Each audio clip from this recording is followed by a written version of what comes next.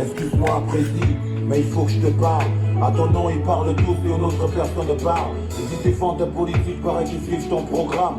Mais toi qui as décidé de nous exclure de la gamme. Je veux savoir, précis, pourquoi pour nous ça marche pas. Je fais de longues années d'études et j'ai pas trouvé d'emploi. Tu te rappelles, t'avais promis qu'on sortirait du tunnel. On y est toujours, tous sont les mêmes qui tiennent la chandelle. Regarde sur l'autre toit, ces filles elles n'ont pas le choix. Elles n'ont pas 16 ans, elles vendent leur corps, elles n'ont pas le choix. Paraît que l'école sert plus à rien, les gars se pètent le caca. Pendant ce temps, tes ministres friment dans nos rues en Prado CA. Ah, précis, arrête ça, c'est ça ton travail. Oui, Inch'Allah, je jure, on te fera le travail. Le peuple n'en peut plus, les jeunes en ont marre. On veut aussi goûter le goût du miel, sinon on te gare. J'ai dit, précis, arrête ça, c'est ça ton travail. Oui, Inch'Allah, je jure, on te fera le travail. Le peuple n'en peut plus, les jeunes en ont marre. On veut aussi goûter le goût du miel, sinon on te gare. Précis, tes potes vivent au bled comme pistons de passage. Ils amassent des fortunes spécialistes du braquage. Ils font preuve d'arrogance, ils frustrent le peuple. Ils piétinent les règles et ils font ce qu'ils veulent. Ils veulent aussi te faire passer pour le compte de service, un précis dépassé. Ils n'ont qu'un rêve de remplacer, prendre ta place, c'est un objectif déclaré. Précis, le Cameroun va mal, malgré la paix, le Cameroun lui va très mal. Les Camerounais souffrent de martyrs, ils crèvent de faim, y en a plein qui veulent partir. Le responsable ici c'est toi, le garant de la sécu du petit peuple c'est toi. Surtout ne te détourne pas, sinon comme en février t'auras des jeunes qui pètent un câble. Précis, les jeunes ne rêvent plus. Précis, les jeunes n'en peuvent plus. La majorité crève dans le vice et bascule. Et quand le monde avance, nous on plaide, on recule. Précis, tes potes ne t'aident pas. C'est vrai qu'au fond, toi-même tu ne les aides pas. Ils pillent les fonds à fond et toi tu causes pas. Et lorsqu'ils changent de front, tu leur envoies tes gros bras. Vas-y précis, arrête ça. Ton système est faible et présente trop de failles. Qu'on te le dise par 2 fois, fais ton job et ton job c'est d'arrêter ça. Ah, précis, arrête ça, c'est ça ton travail. Oui, Inch'Allah, je jure, on te fera le travail. Le peuple n'en peut plus, les jeunes en ont marre. On veut aussi goûter le goût du miel, sinon on te gare. J'ai dit, précis, arrête ça, c'est ça ton travail. Oui, Inch'Allah, je jure, on te fera le travail. Le peuple n'en peut plus, les jeunes en ont marre. On veut aussi goûter le goût du miel, sinon on te gare. Précis, aujourd'hui je te précise. La pensée du peuple, faut que tu te décides. Tu bosses pour lui ou tu bosses contre lui. C'est à toi de voir, la menace elle persiste. Précis, le peuple est fort, même si parfois on dit que le peuple est mort. Le peuple est souverain, il n'a jamais tort. Il a la force du nombre, il peut te donner tort.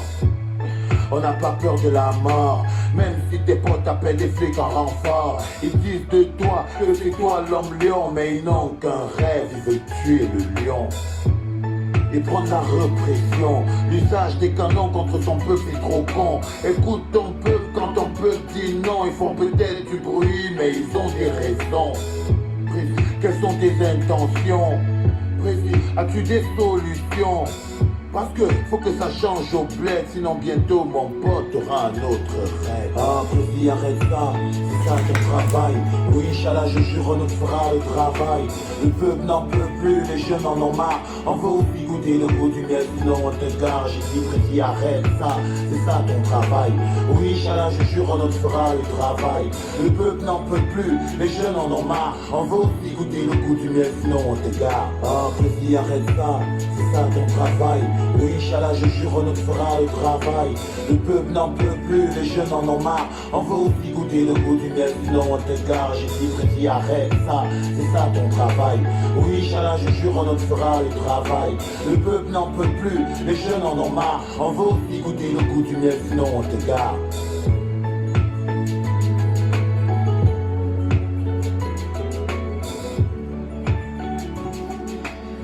Bonjour à tous ceux qui sont connectés, bonjour à tous ceux qui sont connectés, donc je vous dis bonjour, donc partagez le direct, n'entendez pas dès que vous êtes connectés, comme on l'a toujours dit, il faut tout simplement partager, mais Facebook fait quoi? Pourquoi est-ce que je ne peux pas partager? Donc Facebook, ces gens-là ils ont décidé sur nous, vous avez vraiment décidé qu'on ne peut plus rien faire, donc vous avez décidé qu'on ne peut plus rien faire. Donc partagez les gars, partagez, je suis avec vous, donc ne vous inquiétez pas. Partagez. Donc, on va discuter, on va parler. Donc, je peux mettre encore quoi? Je vais mettre Jérusalem. Non. Je mets zombie parce que c'est très important, zombie. Voilà. Je mets zombie. Les annonces là, ça ne nous intéresse pas.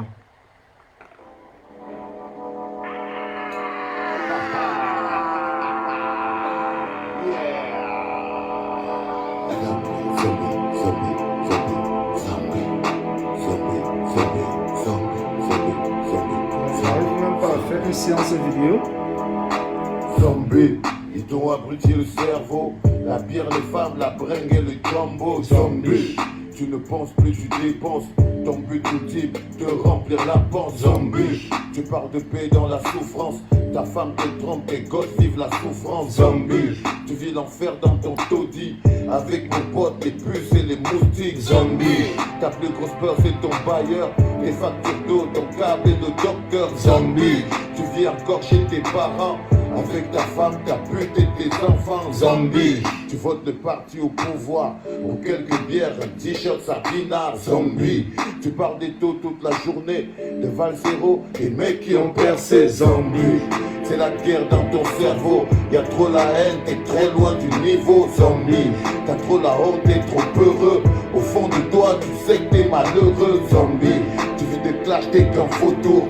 Tu rêves de gloire, mais fais gaffe à la partout. Zombie, ça finit mal, un charognard. Zombie, à force de bouffer des cadavres. Zombie, t'es classé irrecevable. Zombie, t'es classé manipulable. Zombie, t'es jugé complice.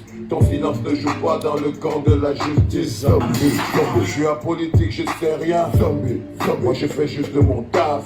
Zombie, finis ces excuses de faux rien. Zombie, faut définir où est ta place. Zombie, je suis opposant, opposé au dictat des dictatures par la force imposée. Zombie, je suis opposant, convaincu d'avoir fait le bon choix, je ne me sens jamais vaincu. Zombie, je suis droit dans mes bottes et mes baskets, quel que soit le lieu ou la casquette. Zombie, you know my name, je suis Valzero. Zombie, et ça fait peur à mes les gars m'ont bloqué, Pat. Je fais partie de tous les chapters. Oh, Facebook c'est grave. Zombie, dans vos mots pour tes échecs, c'est soit ta mère, ouais, ça passe quand même, hein. Zombie, tes faiblesses te font pleurer. Il faut qu'un homme paye pour t'apaiser. Zombie, t'es en galère contre toi-même. Zombie, mais faut pas que ce soit un prétexte. Zombie, tu souffres du syndrome de Stockholm.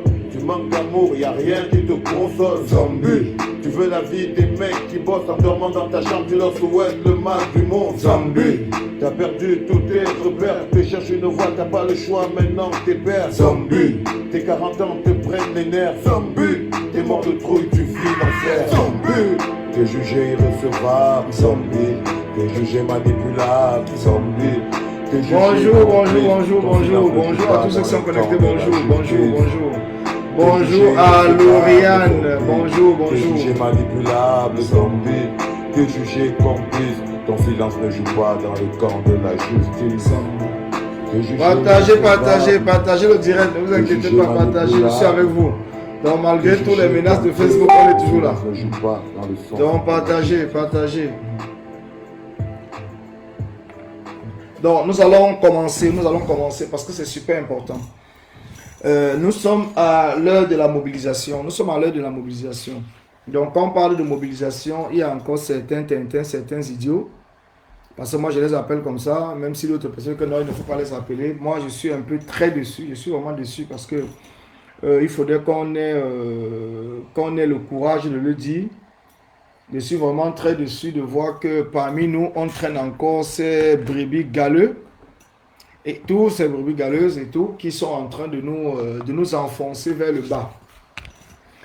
Il faudrait vraiment qu'on avance. Il faut qu'on avance dans notre combat. Quand on parle de mobilisation, je pense que c'est le moment que tous les combattants, donc tous ceux qui se disent combattants doivent se mettre dans le sens de la mobilisation. Donc tous ceux qui se disent combattants doivent se mettre dans le sens de la mobilisation. Donc quand on dit mobilisation, ce n'est pas pour que certaines personnes viennent encore apporter la division dans le combat. Donc c'est très décevant parce que j'ai suivi hier après mon direct, j'ai suivi sur la page de Malolo, un direct de Elle chez nous. Oui. J'ai même pas voulu en parler, franchement, parce qu'à un certain moment, ça devient même fatigant. Ça devient fatigant. Vous savez, on donne tout dans ce combat, on se bat comme on peut, on essaie de tout mettre pour que le combat avance, mais quand on a toujours certaines personnes qui viennent nous insulter, qui viennent insulter le combat, qui viennent dans le sens de la division, on se doit dans l'obligation de leur répondre. Parce que ce qu'elle chez nous, le direct de chez nous hier, je ne sais pas, je ne veux même pas le faire écouter ici. Je ne veux même pas le faire écouter parce que c'est tellement choquant. Si je peux dire ça comme ça, c'est tellement choquant. C'est choquant, c'est très très choquant même. Parce que, vous savez, notre combat, c'est le combat d'un peuple. Le combat dans lequel nous sommes engagés, c'est le combat d'un pays. Nous sommes engagés pour libérer un pays de la dictature qui dure chez nous au Cameroun depuis 38 ans. Nous ne sommes pas engagés dans ce combat parce que nous venons jouer. Pour ma part, je ne me suis pas engagé dans ce combat parce que je viens jouer, parce que je parle de moi. Je ne me suis pas engagé parce que je viens jouer. Mais quand je vois certaines personnes dans le combat croire que c'est un jeu, ils croient que c'est un jeu. Je me dis toujours, on a été très tolérants. Et nous restons toujours trop tolérants. Et ce qui fait en sorte que nous vivons tout ce qui est en train de se passer dans le combat en ce moment. Nous le vivons ça parce que nous sommes restés trop tolérants. Oui, Foti Baudouin, comme tu le dis,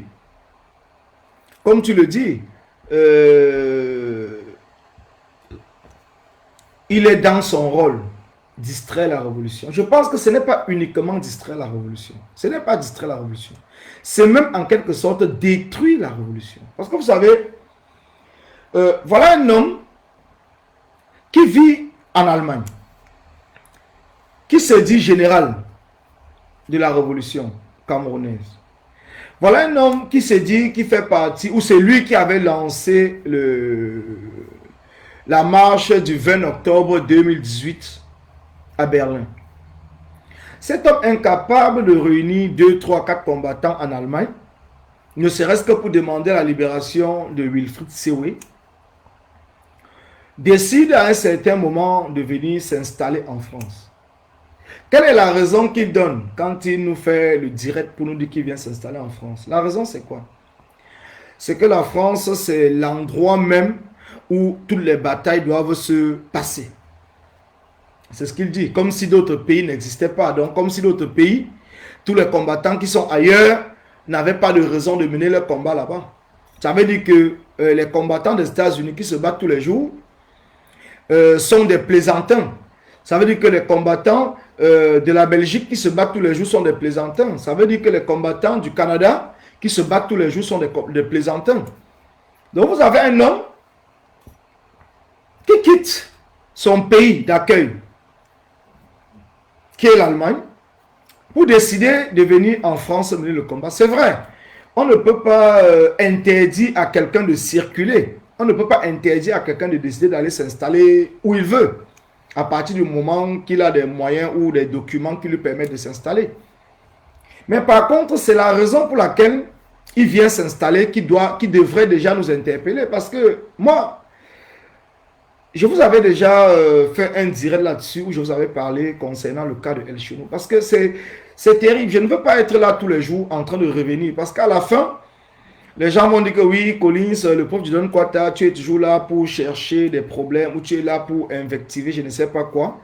Mais sachez que le Kwata qu'on dit, parce que pour ceux qui ne savent pas ce que c'est que le Kwata n'est pas là pour s'amuser dans ce combat. Parce que c'est la vie du Kwata qui compte. Le combat des enfants du Kwata, c'est le combat de toute leur vie. Comprenez très bien. Parce que ces enfants vivent la maltraitance. Ces enfants vivent dans l'abandon.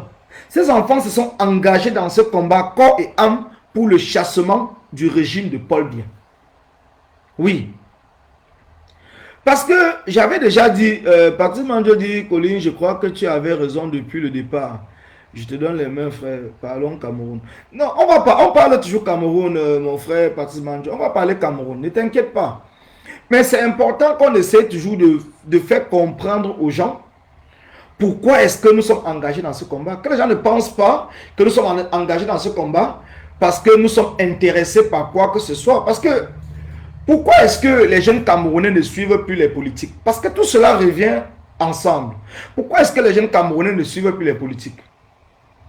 Pas parce que les politiques ont fait quoi ou quoi, mais c'est tout parce que les politiques sont des gens, la majorité, je parle de la majorité, on ne suit plus la politique au Cameroun parce que la majorité des politiciens, dans le passé, nous ont toujours trompés. Dans le passé, la majorité des politiciens nous ont tout trompés. Et aujourd'hui, quand je dis politiciens, je veux dire, parce qu'on parle des politiciens, c'est la majorité de ceux qui sont des, vous appelez ça quoi, des arrivistes, de ceux qui sont des opportunistes. Parce qu'aujourd'hui, nous sommes en train de vivre une vraie politique au Cameroun en ce moment. Nous avons eu la chance, parce que quand je dis chance, je ne pense pas que, j'ai posé la question à plusieurs personnes, que si le président élu, son excellence Maurice Kamto, n'était pas entré en politique, ne s'était pas présenté comme candidat à l'élection présidentielle de 2018, où en serons-nous? J'ai posé cette question, même sur Facebook. Où en serons-nous en 2018, depuis 2018 là? Peut-être c'est qu'aujourd'hui, la révolution n'existe même pas. Bonjour, Nina, bonjour. Il parle de Maître Doki avec sa fille, alors que lui, le gourou de l'église réveillé, a un passé pire.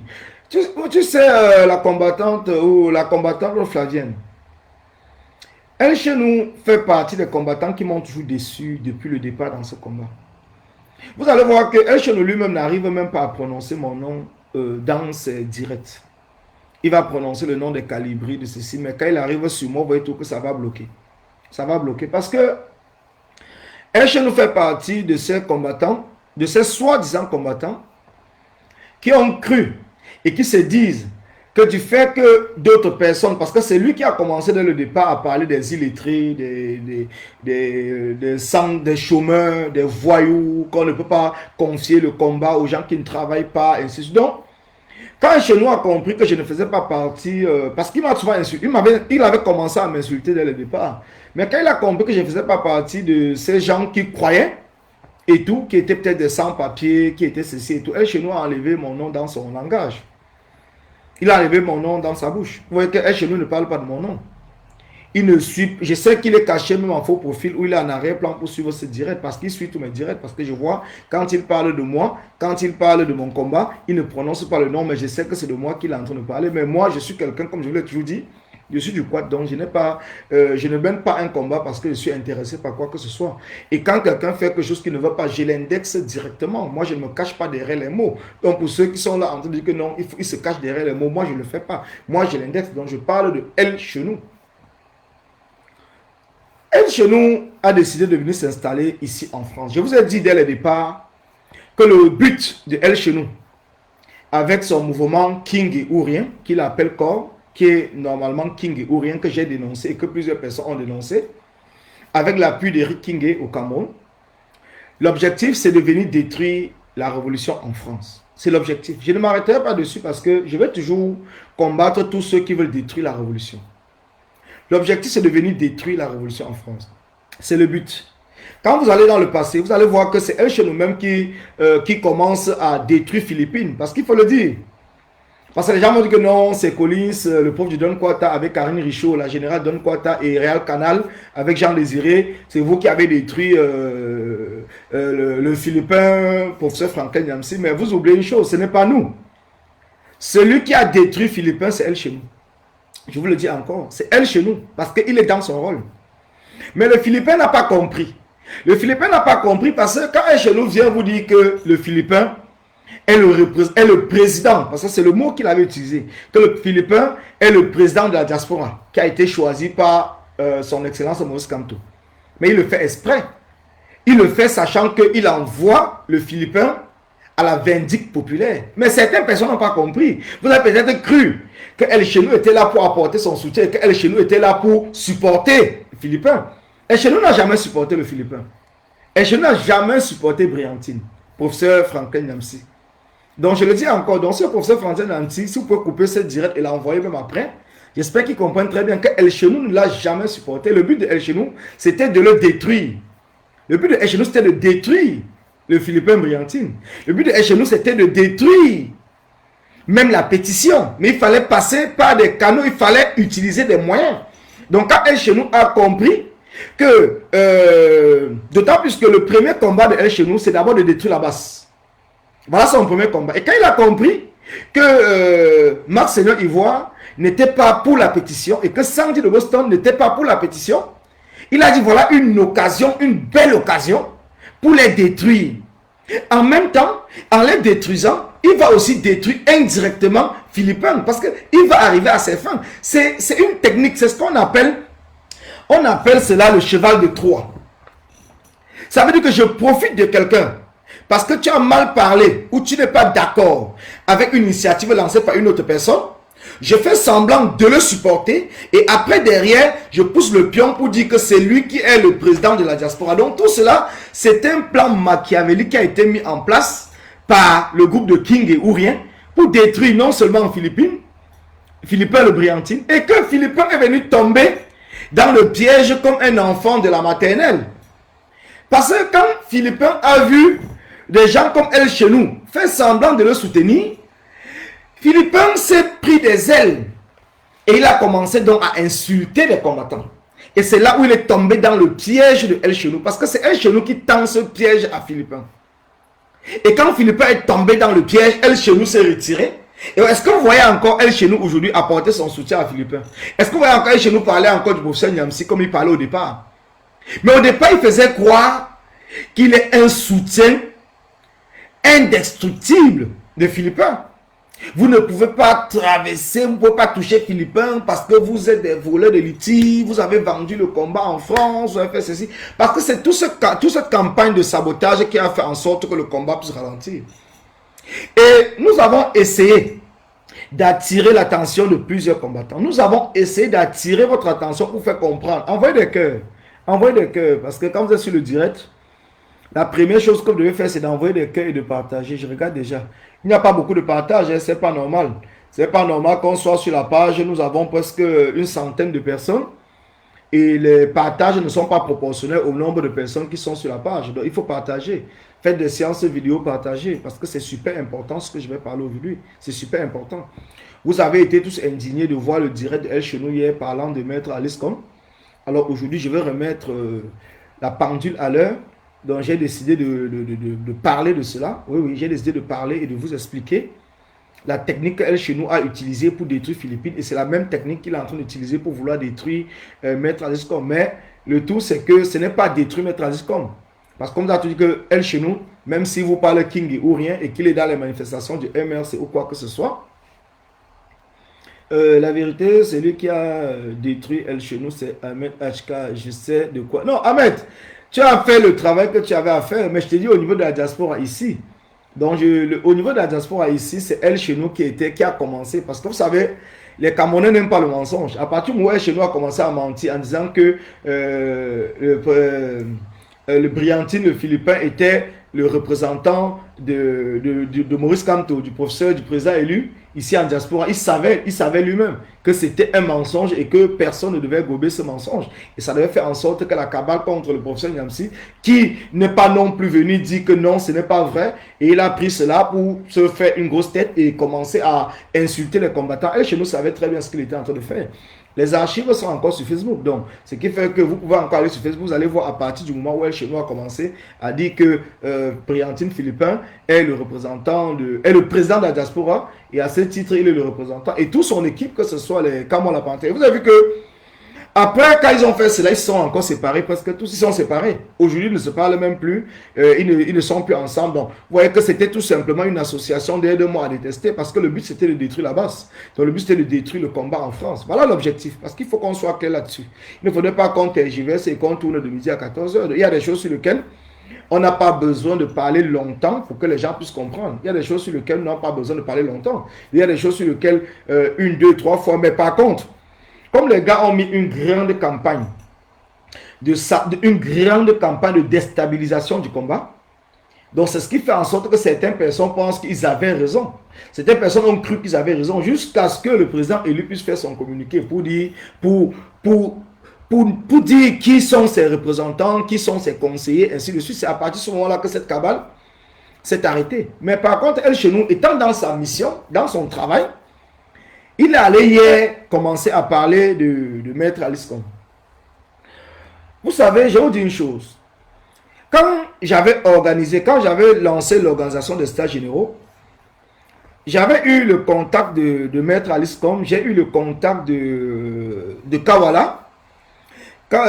Et ceux avec qui j'ai discuté, je n'ai pas discuté avec Kawala elle-même en personne, mais j'ai discuté avec l'un des secrétaires de Stand Off Cameroun, qui m'a donné le numéro du docteur Esso, parce qu'ils étaient dans la même lancée que nous. Ça veut dire que essayer de mutualiser les forces pour voir comment nous allons mener à bien ce combat.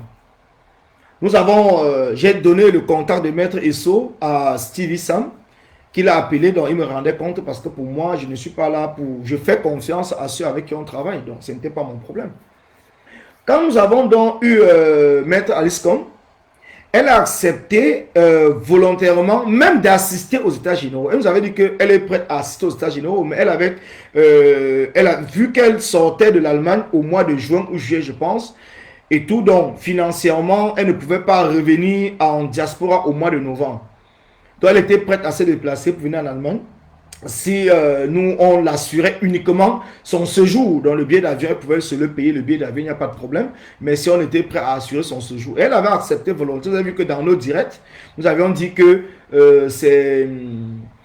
Maître Alice Combes avait accepté d'être la marraine des états généraux. Elle avait accepté parce que c'est une maman, c'est une combattante qui soutient les jeunes, qui nous soutient tous, quel qu'en soit le projet que nous mettons en place. Quand vous contactez cette maman et que vous discutez avec elle, quand elle vous donne ses conseils, elle est prête toujours à accompagner tout ce qui va vers le changement. Elle est prête à accompagner tout ce qui va vers le changement. Elle ne dit pas non. Donc elle est prête à accompagner, à donner tout ce qu'elle peut pour mobiliser, pour sensibiliser, pour que nous puissions aller ensemble, nous cheminons ensemble pour le renversement du régime de Paul Biya.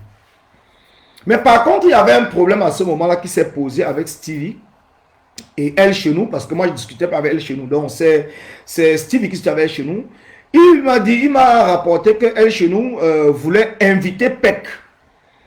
Que PEC puisse assister aux états généraux qui étaient prévus le 1er novembre 2019.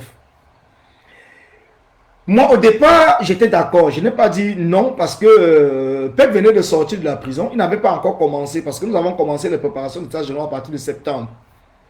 Donc, elles sont sorties de prison. Elle, chez nous, a proposé à Stevie d'inviter PEC, que PEC soit là pour les états généraux. Moi, je n'étais pas contre. Je n'étais pas contre. Mais par contre, quand j'ai commencé à voir PEC aller dans les chaînes de télévision et tirer sur le président élu, c'est là où j'ai dit à Stevie que non, je suis contre la venue de PEC.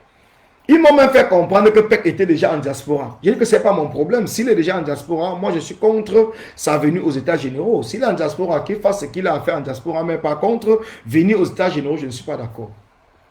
Je ne suis pas d'accord. Donc, et comme Stevie m'avait dit, c'est elle chez nous qui lui propose PEC. Donc, c'est elle chez nous qui gère avec PEC. Lui-même, je ne sais pas s'il avait eu PEC au téléphone ou pas. Donc, c'est elle chez nous qui était le relais entre PEC et Stevie. Donc, entre PEC et les états généraux. Et quand j'avais donc refusé que PEC n'assiste pas aux états généraux, c'est là où elle chez nous n'a pas été content. Il n'avait pas été content. Stevie est témoin, je pense qu'il a même déjà eu à dire dans ses directs. Je pense qu'il a déjà eu à parler ça une fois dans ses directs. Donc, ce qui fait que c'est désolant parce que ce n'est pas aujourd'hui. Ça fait un an. Nous sommes au mois le 1er septembre aujourd'hui. Donc, ça veut dire que ça fait presque un an que nous discutons les mêmes choses. Ça fait presque un an que nous essayons de dénoncer les mêmes personnes qui sont là pour torpiller la révolution. Les mêmes personnes qui ont un calendrier caché concernant notre révolution. Ça fait un an. Mais nous avons l'impression que les gens ne comprennent pas. Les gens ne comprennent pas parce que ce que Elle nous fait hier, quand il parle de Maître Alice Combes, il ne le fait pas parce qu'il faut le faire. Parce que regardez très bien.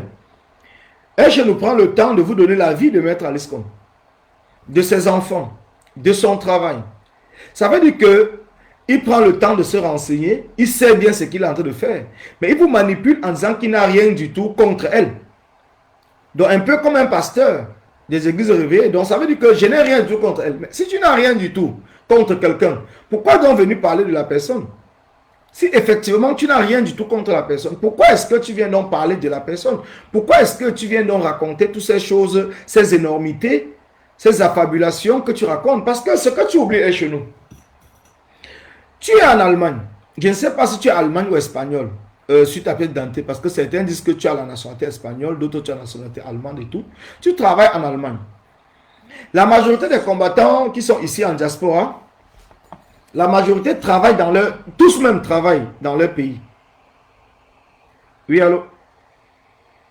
Oui. Oui, je suis en direct. Hein. Je ne sais pas, c'est pour intervenir dans le direct. Ah, tu es en direct? Non, non, c'est Mathieu. D'accord, d'accord. Donc, je te rappelle une fois quand j'ai fini alors. Je te rappelle dès que j'ai fini.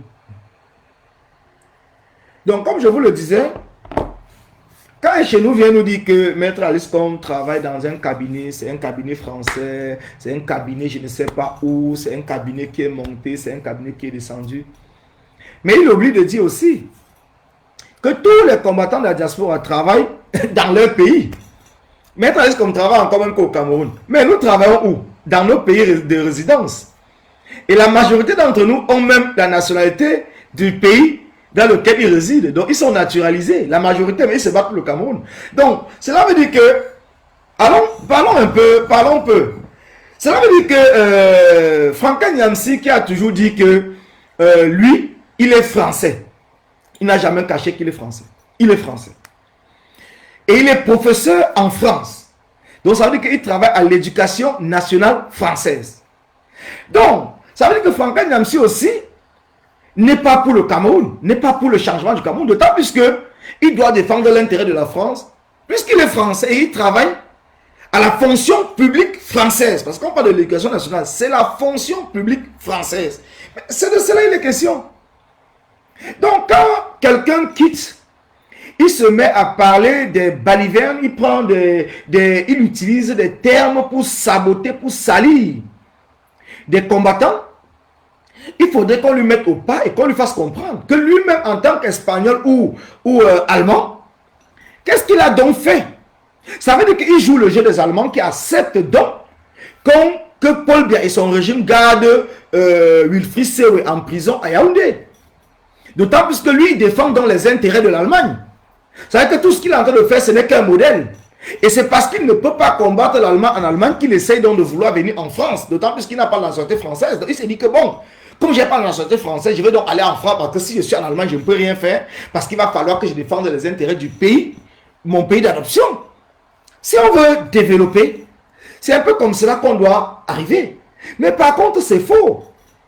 C'est faux. Ce n'est pas parce que le professeur Franklin Nyamsi est français, il travaille à l'éducation nationale française, que le professeur Franklin Nyamsi n'est pas un combattant pour la cause de l'Afrique, de la Côte d'Ivoire ou bien du Cameroun.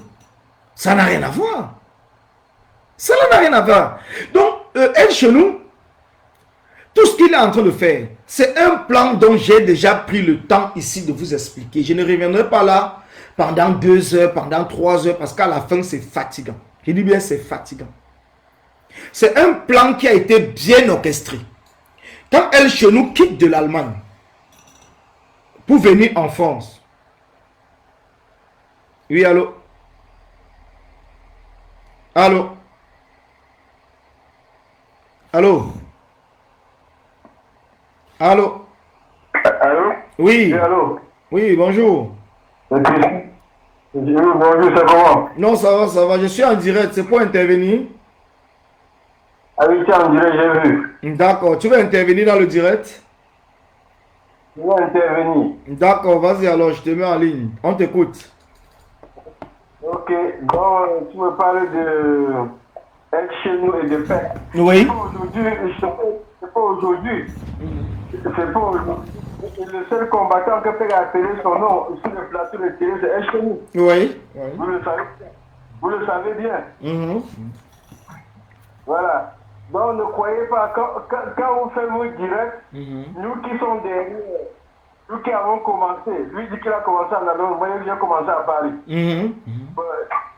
Moi, on pouvait me tuer avant qu'on arrivait le 22 octobre, mais vous arrivez après. La première année que j'ai arrêté ou en lui demandant l'autorisation de la manifestation. Donc ce qui est aujourd'hui dans le combat, c'est que les gens sont venus avec leur agenda déjà bien tracé. Oui. Voilà.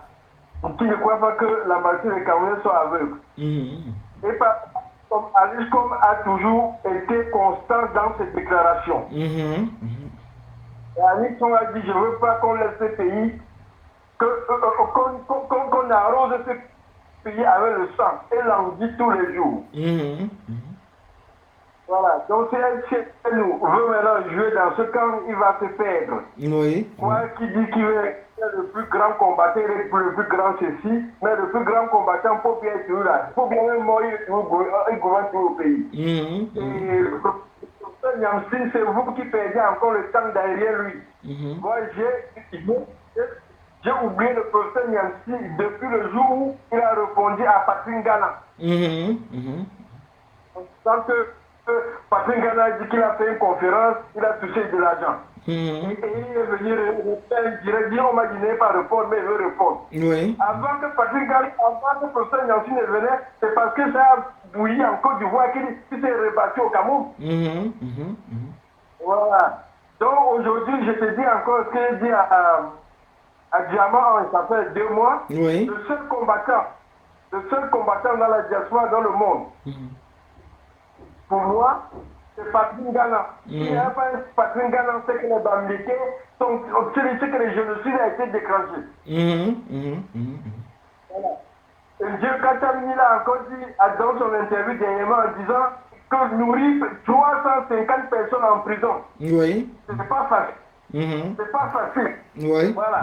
Il faut nourrir 350 prisons pendant 9 mois. C'est pas facile. Ça, c'est l'œuvre de Patrick Gana. Oui. On voit les gens qui ont travaillé, même on l'a poussé à faire les fautes, à ne pas. Les gens l'ont poussé, Moka, de ne pas le rencontrer. Il s'est énervé. Donc, nous les ceci, vous allez tourner au rond. Ce n'est pas les gens qui sont là pour que le combat s'avance. Oui. Tous les gens qui sont là. Accompagner Pomba, les dirigeants camerounais a fini les 7 ans. Donc, c'est ça dans les têtes. D'accord. C'est les gens qui sont là pour accompagner le régime à finir le mandat. Parce que l'objectif du régime, c'est comment finir le mandat. Oui. Pas comment gouverner, comment sauver les Camerounais, mais c'est l'objectif depuis le 22 octobre qui est sur place avec la France, c'est comment on peut faire pour terminer ce mandat. Merci combattant. Merci de ton appel. On ne sera pas long dans les appels, donc tu peux essayer de voir comment chuter et tout. Je chuté, donc je ne suis pas là pour accompagner Paul Biya. Donc quand je parle de SNU, c'est les gens qui sont là pour accompagner Paul Biya à finir le mandat. Merci. Et c'est pour cela que, merci combattant, merci. Donc c'est pour cela que je dis, nous avons trop passé le temps à jouer. Aujourd'hui, le combat n'est plus au stade où on doit jouer. Ce n'est plus au stade où on doit jouer. On doit vraiment mettre les points sur les i et dire à ces gens-là que vos calendriers cachés que vous avez, vous devez les garder pour vous. Parce qu'aujourd'hui, quand je nous dit que je suis en France, ça me fait même rire. Ça me fait rire parce que je l'attends seulement toujours qu'il vienne lancer un mouvement en France. C'est là qu'il comprendra qui nous sommes pour de vrai.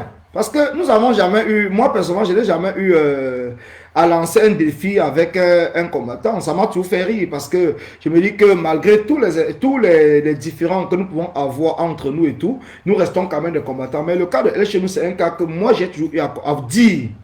El Chenou est dangereux. El Chenou est dangereux. Il s'est approché du MRC. Les gens du MRC m'ont appelé pour dire non.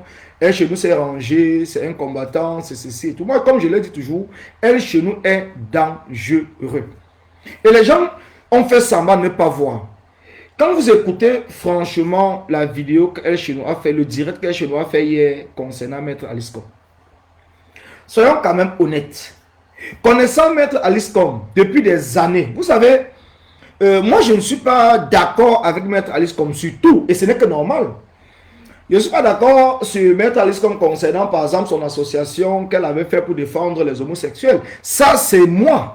Mais concernant par exemple le Cameroun, son engagement pour le changement au Cameroun, oui Victoire, tu me l'avais toujours dit. Nous avons discuté plusieurs fois là-dessus. Concernant son engagement pour le changement du Cameroun, je n'ai aucun doute. Je n'ai aucun doute. Je n'ai aucun doute. Concernant son engagement pour le Cameroun, je n'ai aucun doute. Donc quand je vois, comme elle a dit, elle a 75 ans aujourd'hui. Elle n'a plus rien à perdre. Que Paul Biya veut, même Paul Biya l'arrête. Elle n'a plus rien à perdre.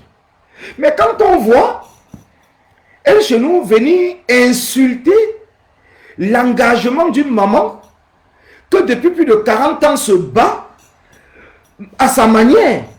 Elle se bat à sa manière pour qu'il y ait une démocratie véritable au Cameroun. Et qu'on voit quelqu'un comme ça qui sort et qui se prend pour le général des généraux parce que ce que Niad lui a fait en Belgique, je peux dire chez nous, hein, Niad ne t'a rien fait en Belgique, vous avez fait semblant de courir.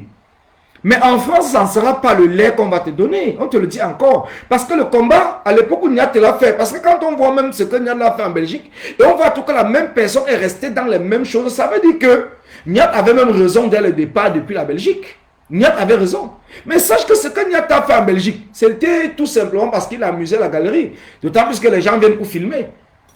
Mais si tu viens en France, principalement à Paris, parce qu'on t'a dit ici c'est Paris, va demander à ceux qui sont quittés comme Nino. Donc je ne suis pas là par exemple pour insulter Nino. Il a eu une bonne idée de vouloir organiser une marche à Paris. Mais il a oublié une seule chose. Ici c'est Paris.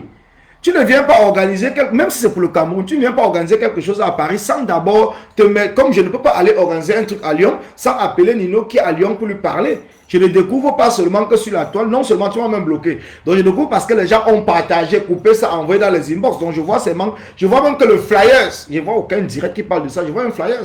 Et comme par miracle, je vois Winnie Savannah, parce que je suis toujours abonné sur sa page, elle ne m'a pas bloqué. Je la vois le matin, elle est sur la place au Trocadéro, donc ça me fait rire. Donc comprenez une chose, c'est que quand vous allez n'importe où, le quad, c'est comme cela que ça marche. On respecte les gens du terroir. Je ne peux pas aller à Nebel. Et je ne respecte pas les gars de Nebel. Je ne peux pas aller à Makia. Je ne respecte pas les gars de Makia. Je ne peux pas aller en Konkana. Je ne respecte pas les gars de Konkana. C'est comme cela que le Don Quata fonctionne. Et ici, c'est la même chose. Je ne peux pas quitter dans ma cité. Je m'en vais dans une autre cité. Je ne respecte pas les gens de cette cité-là. Donc, quand vous quittez, vous voulez organiser quelque chose dans une ville, la première des choses, c'est d'abord d'entrer en contact avec ceux qui sont dans la ville. On ne quitte pas à Lyon, on vient à Paris, dit qu'on va défier les gens de Paris, mais les gens de Paris ne viennent même pas vous combattre. Ils savent tout simplement que tant qu'on n'entend pas leur voix dedans, ceux de Paris, parce que quand on organise une marche à Paris, c'est d'abord pour que les gens d'Île-de-France, donc ça veut dire que Paris et ses environs, c'est sur eux qu'on compte. On ne compte pas sur les gens qui vont quitter de la Belgique, de l'Allemagne. Ceux qui vont quitter de la Belgique, de l'Allemagne et tout, ils viennent non seulement se rajouter sur des gens qui sont à Paris. Donc quand je vois un chez nous, il nous dit qu'il a quitté l'Allemagne pour venir à Paris. Mais quand tu quittes l'Allemagne pour venir à Paris, donc ça veut dire qu'à Paris, il n'y a pas de Camerounais à Paris, quoi. Donc il n'y a pas de Camerounais combattants à Paris.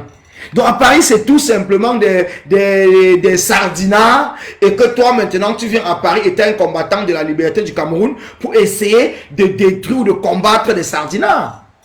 Mais non, ça ne se passe pas comme ça. Ça ne se passe pas comme ça. Et d'autant plus qu'on sait déjà le jeu que tu es en train de jouer. Nous connaissons le jeu que tu joues. Donc c'est pour cela, pour l'instant, on t'observe. Mais hier, tu as traversé la ligne rouge. Tu as traversé la ligne rouge. Je dis bien, hier est chez nous. Sache que tu as traversé la ligne rouge. Et nous n'allons pas te rater. Ça, je peux te le promettre. Nous n'allons pas te rater. Moi, personnellement, je ne vais pas te rater. Je ne vais pas te rater. Parce que le combat, ça fait 2 ans. 2 ans que nous avons tous sacrifié pour ce combat. Et à partir du moment où nous sommes en train de voir que les choses avancent, nous sommes en train de voir que l'appel à la mobilisation du président élu est en train de voir le jour.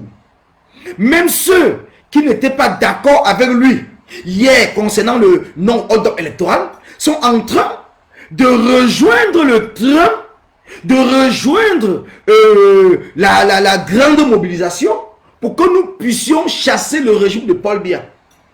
Hier, vous avez vu, même le full professeur, le professeur Nganan, qui a fait un direct, qui est l'un des plus meilleurs directs qu'il a eu à faire depuis des mois et des mois. Mais par contre, c'est ce jour qu'un chef nous vient faire un direct pour amener encore à la division. Pour amener à la division. J'ai pas voulu parler de cela, j'ai pas voulu parler de cela. Mais j'ai compris que mais si on n'en parle pas, Ça fera toujours comme les mêmes choses que nous avons laissées, nous avons accumulé pendant des mois et des mois. Et le dernier jour, ça a commencé à exploser et à détruire la révolution. Donc à un certain moment, il faut que les gens comprennent. Il faut que les gens comprennent que le jeu est terminé. Je dis bien, le jeu est terminé.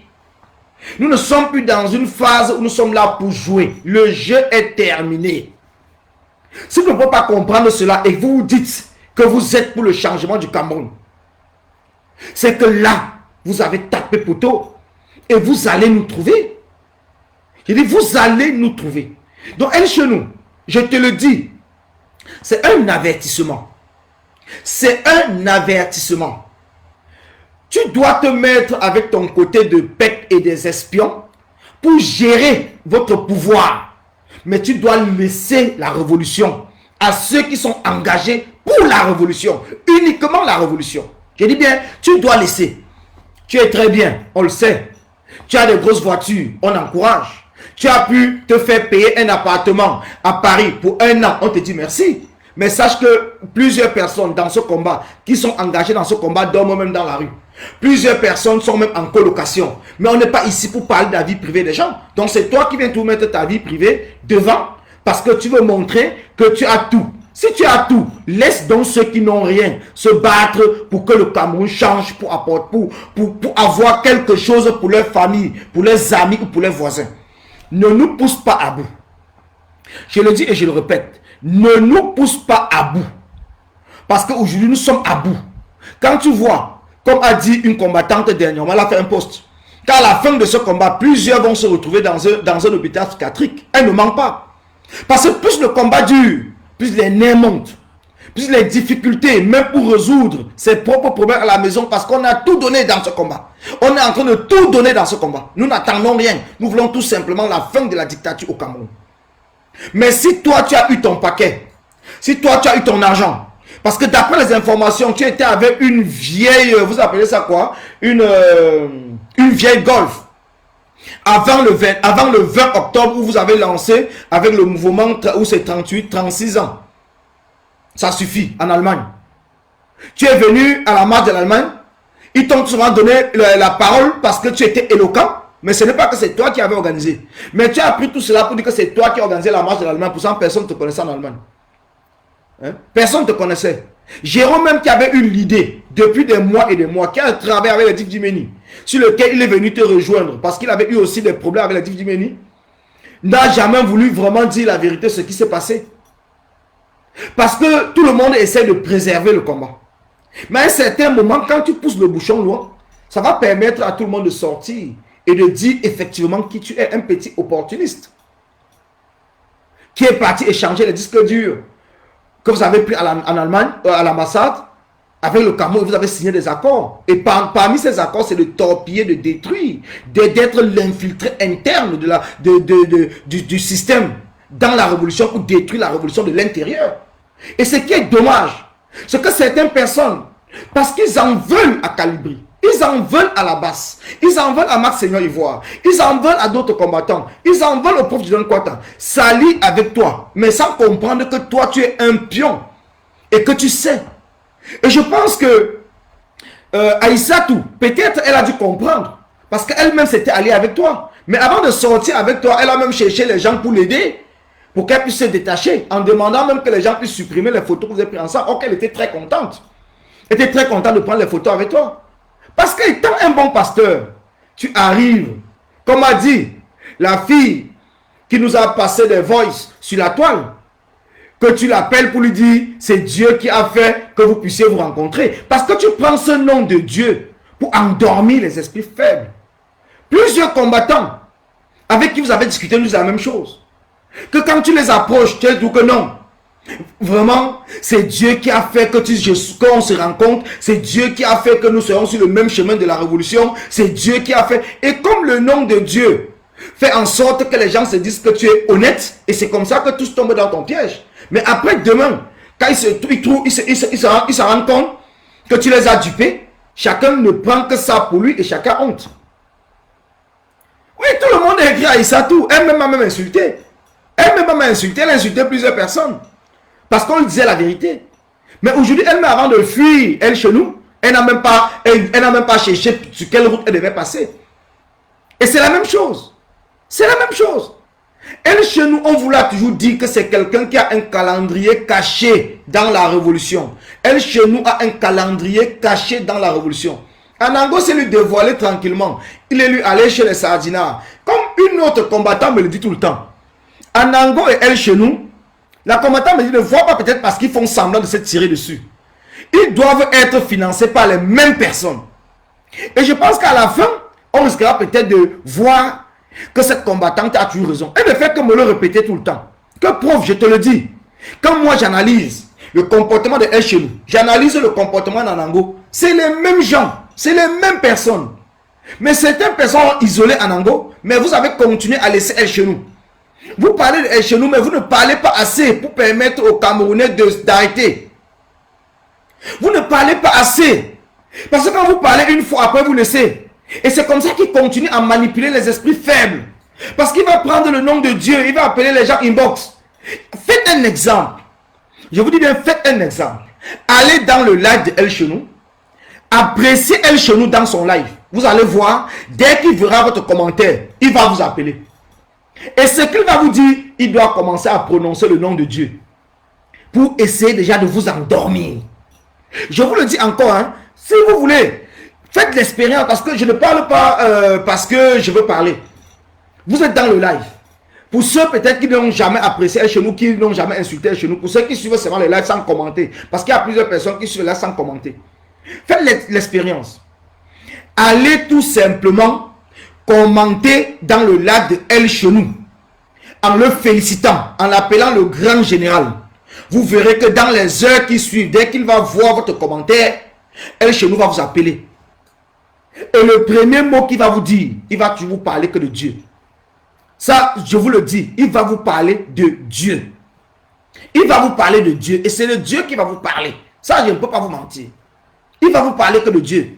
Que c'est Dieu qui a fait que nous puissions nous rencontrer. C'est Dieu qui m'a mis sur ton chemin. C'est Dieu qui t'a mis sur mon chemin. Vraiment, Dieu a fait que, Dieu a fait que. Et tous ces gens, comme El Chenou, c'est des manipulateurs. Mais par contre, vous tombez dans son piège. Pas parce que vous ne connaissez pas la vérité, mais parce que vous dites que c'est un combattant. Mais ce n'est pas un combattant, mes chers frères et sœurs. Ce n'est pas un combattant, c'est un traître. Peut-être au départ, il était combattant. Mais à partir du moment où les gens l'ont mis de côté, les gens l'ont écarté, El Chenou a eu tellement mal et il ne savait pas comment revenir. Et vous savez que c'est c'est comme même Anango. Je vous dis une chose. Pourquoi est-ce que la combattant me dit qu'Anango et El Chenou c'est la même chose? Nous sommes sur la toile. Quand vous devenez fragile, parce que l'histoire du viol a fragilisé El Chenou. El Chenou a tout fait pour vouloir se maintenir, mais l'histoire du viol s'est accrochée sur lui. Je ne viens pas là-dessus parce que je ne parle pas des histoires de meurtre. Moi, ça ne m'intéresse pas. Mais par contre, à ce moment-là, c'est à partir de ce moment que le régime de Paul Biya a dû se rapprocher de El Chenou. Parce qu'El Chenou étant perdu. Donc quand moi j'analyse, et que je vois à partir de quel moment, parce que l'histoire de viol se passe, la conférence de Berlin s'est passée le 13 janvier. L'assaut des ambassades s'est passé le 26 janvier. Et après l'assaut de l'ambassade, on a commencé à parler de l'histoire du viol de El Chenou. Dans les inbox, cela se parlait déjà depuis le 13 janvier, mais c'est venu sur la toile après l'assaut des ambassades. Et à partir de ce moment, ça a tellement pris de l'ampleur que même l'action que El Chenou avait menée avec les Martin Tadjo et autres à l'ambassade en Allemagne, les gens ne voyaient plus ça, on voyait tout simplement que El Chenou c'était un violeur. Et à partir de ce moment, c'est là où le régime de Paul Biya entre donc en jeu. Et le régime de Paul Biya, parce que El Chenou est fragilisé, El Chenou a besoin de refaire surface, c'est là où il accepte les accords de remettre les disques de l'ambassade. Parce que quand vous suivez les premiers directs, où El Chenou avait pris les disques durs, ce n'était pas d'aller remettre à l'ambassade. Les disques durs, à l'époque, on avait même proposé à El Chenou, puisque à l'époque, le combattant qui nous faisait, qui nous montrait, qui connaît l'informatique et tout, c'était Stevie Sam. Il était question qu'El Chenou devait remettre les disques durs à Stevie, que Stevie devait exploiter les disques durs et nous devons savoir les accords qui ont été à l'intérieur. Parce que pour fragiliser un régime, il faut savoir les accords secrets qu'ils ont avec les différents pays qui est en train de les soutenir. Bonsoir Cyril, bonsoir. Donc ce qui fait que El Chenou est donc allé en contact avec l'ambassade. Au départ, il est venu nous dire qu'il est menacé, on a installé même les caméras dans sa rue, c'est monté, c'est descendu, mais après, il ne vous parle plus. Comprenez très bien.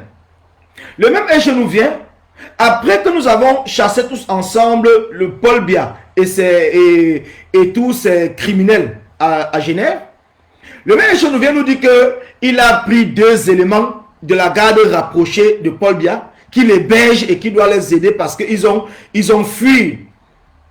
Ils ont déserté. Voilà, c'est ce que vous appelez en français. Ils ont déserté. Donc, il y a 2 déserteurs qui doivent nous aider. Et ces 2 déserteurs, il les a hébergés chez lui. Et comme on l'a panté, étant de la même bande, avait dit qu'il devait même faire parler ces déserteurs-là dans l'un de ses directs. Jusqu'aujourd'hui, est-ce que El Chenou vous a dit où sont ces déserteurs? Bonsoir, Chasseri. Est-ce que El Chenou vous a donné l'information où se trouvent ces déserteurs? Est-ce qu'il vous a encore une seule fois parlé de ces déserteurs? Non. Il n'a pu jamais parler. Jamais. Il n'a pu jamais parler. Donc à chaque moment que nous sommes en train d'avancer dans le combat, il vient toujours nous faire croire qu'il est avec nous. Qu'il est avec nous. Mais par contre, après, il est toujours là pour aller tuer le combat. Et c'est ce qui se passe aujourd'hui. C'est ce qui se passe aujourd'hui. Il est en train de tuer le combat. Parce que vous ne pouvez pas comprendre. Vous ne pouvez pas comprendre. On attend tous les disques du Cyril. On attend toujours. Mais on va attendre jusqu'à quand? On va attendre comme le musicien l'avait chanté. On attend l'enfant. L'enfant ne vient pas. On va attendre jusqu'à quand? Les disques du, est-ce qu'elle chez nous en parle encore? Il n'en parle plus. Bonsoir Wapko, bonsoir Papa Wapko, bonsoir. Et je n'en parle plus. Il n'en parle plus du tout. Parce qu'il a des accords. Aujourd'hui, il peut même prendre un faux disque dur qui va prendre pour vous brandir ça en disant que c'est le disque dur de l'ambassade. Mais pourtant, le disque dur même, je vous l'avais déjà dit, ce n'est pas quelqu'un qui me l'avait dit. El Chenou a eu 2 rendez-vous, je dis bien 2 rendez-vous avec l'ambassadeur du Cameroun à Berlin. J'ai eu les informations. C'est pour cela que j'étais revenu pour demander à El Chenou que montre-nous où sont les disques durs. Parce que j'avais eu les informations que El Chenou, et ces informations venaient du Cameroun, ce n'est même pas de la diaspora. Les informations venaient du Cameroun. El Chenou a eu 2 rendez-vous avec l'ambassadeur du Cameroun à Berlin, à qui il a remis le disque dur. Et il était même question que El Chenou devait se rendre au Cameroun avec l'ambassadeur. C'est à la dernière minute que El Chenou a compris que s'il se rend au Cameroun, ça va tuer son combat parce que eux ils voulaient qu'il se rende au Cameroun avec l'ambassadeur, qu'il avait même donné son accord. Quand vous voyez par exemple qu'El Chenou était passé dans le journal, c'est le journal Le Jour, je ne sais même pas quel journal au Cameroun parlait, mais ce n'était pas faux, c'était vrai. Est-ce que c'était faux? Ce n'était pas faux. Je vous dis, ce n'était pas faux. Mais comme on le piège quelque part, il essaie de manipuler de l'autre côté. Il essaie de manipuler de l'autre côté. Mais si nous restons toujours là, nous ne disons rien. Nous sommes là en train de bavader et tout. Où c'est Jean-Xavier Baga? Je vais te répondre, tu as le réseau de passeport des Camerounais. Je dis bien tous les Camerounais, c'est ce que je vais parler. Je vais même revenir là-dessus. Parce que comme vous avez vu, j'ai parlé du problème des Camerounais au Maroc. C'est le problème de passeport, donc ne t'inquiète pas. Quand on dit qu'on a le réseau de passeport, ça ne veut pas pour autant dire qu'on est avec ces gens-là. Ça veut dire qu'on peut se réunir et se battre pour que les passeports sortent, comme ce qu'on a fait. Mais je vais revenir là-dessus. Donc je vous le dis seulement en passant pour vous dire que El Chenou est un cancer pour cette révolution. Je dis bien, c'est un cancer pour cette révolution. El Chenou a compris une seule chose, qu'il faut toujours parler du nom du président élu pour que les sympathisants, les adhérents du MRC puissent continuer à le suivre.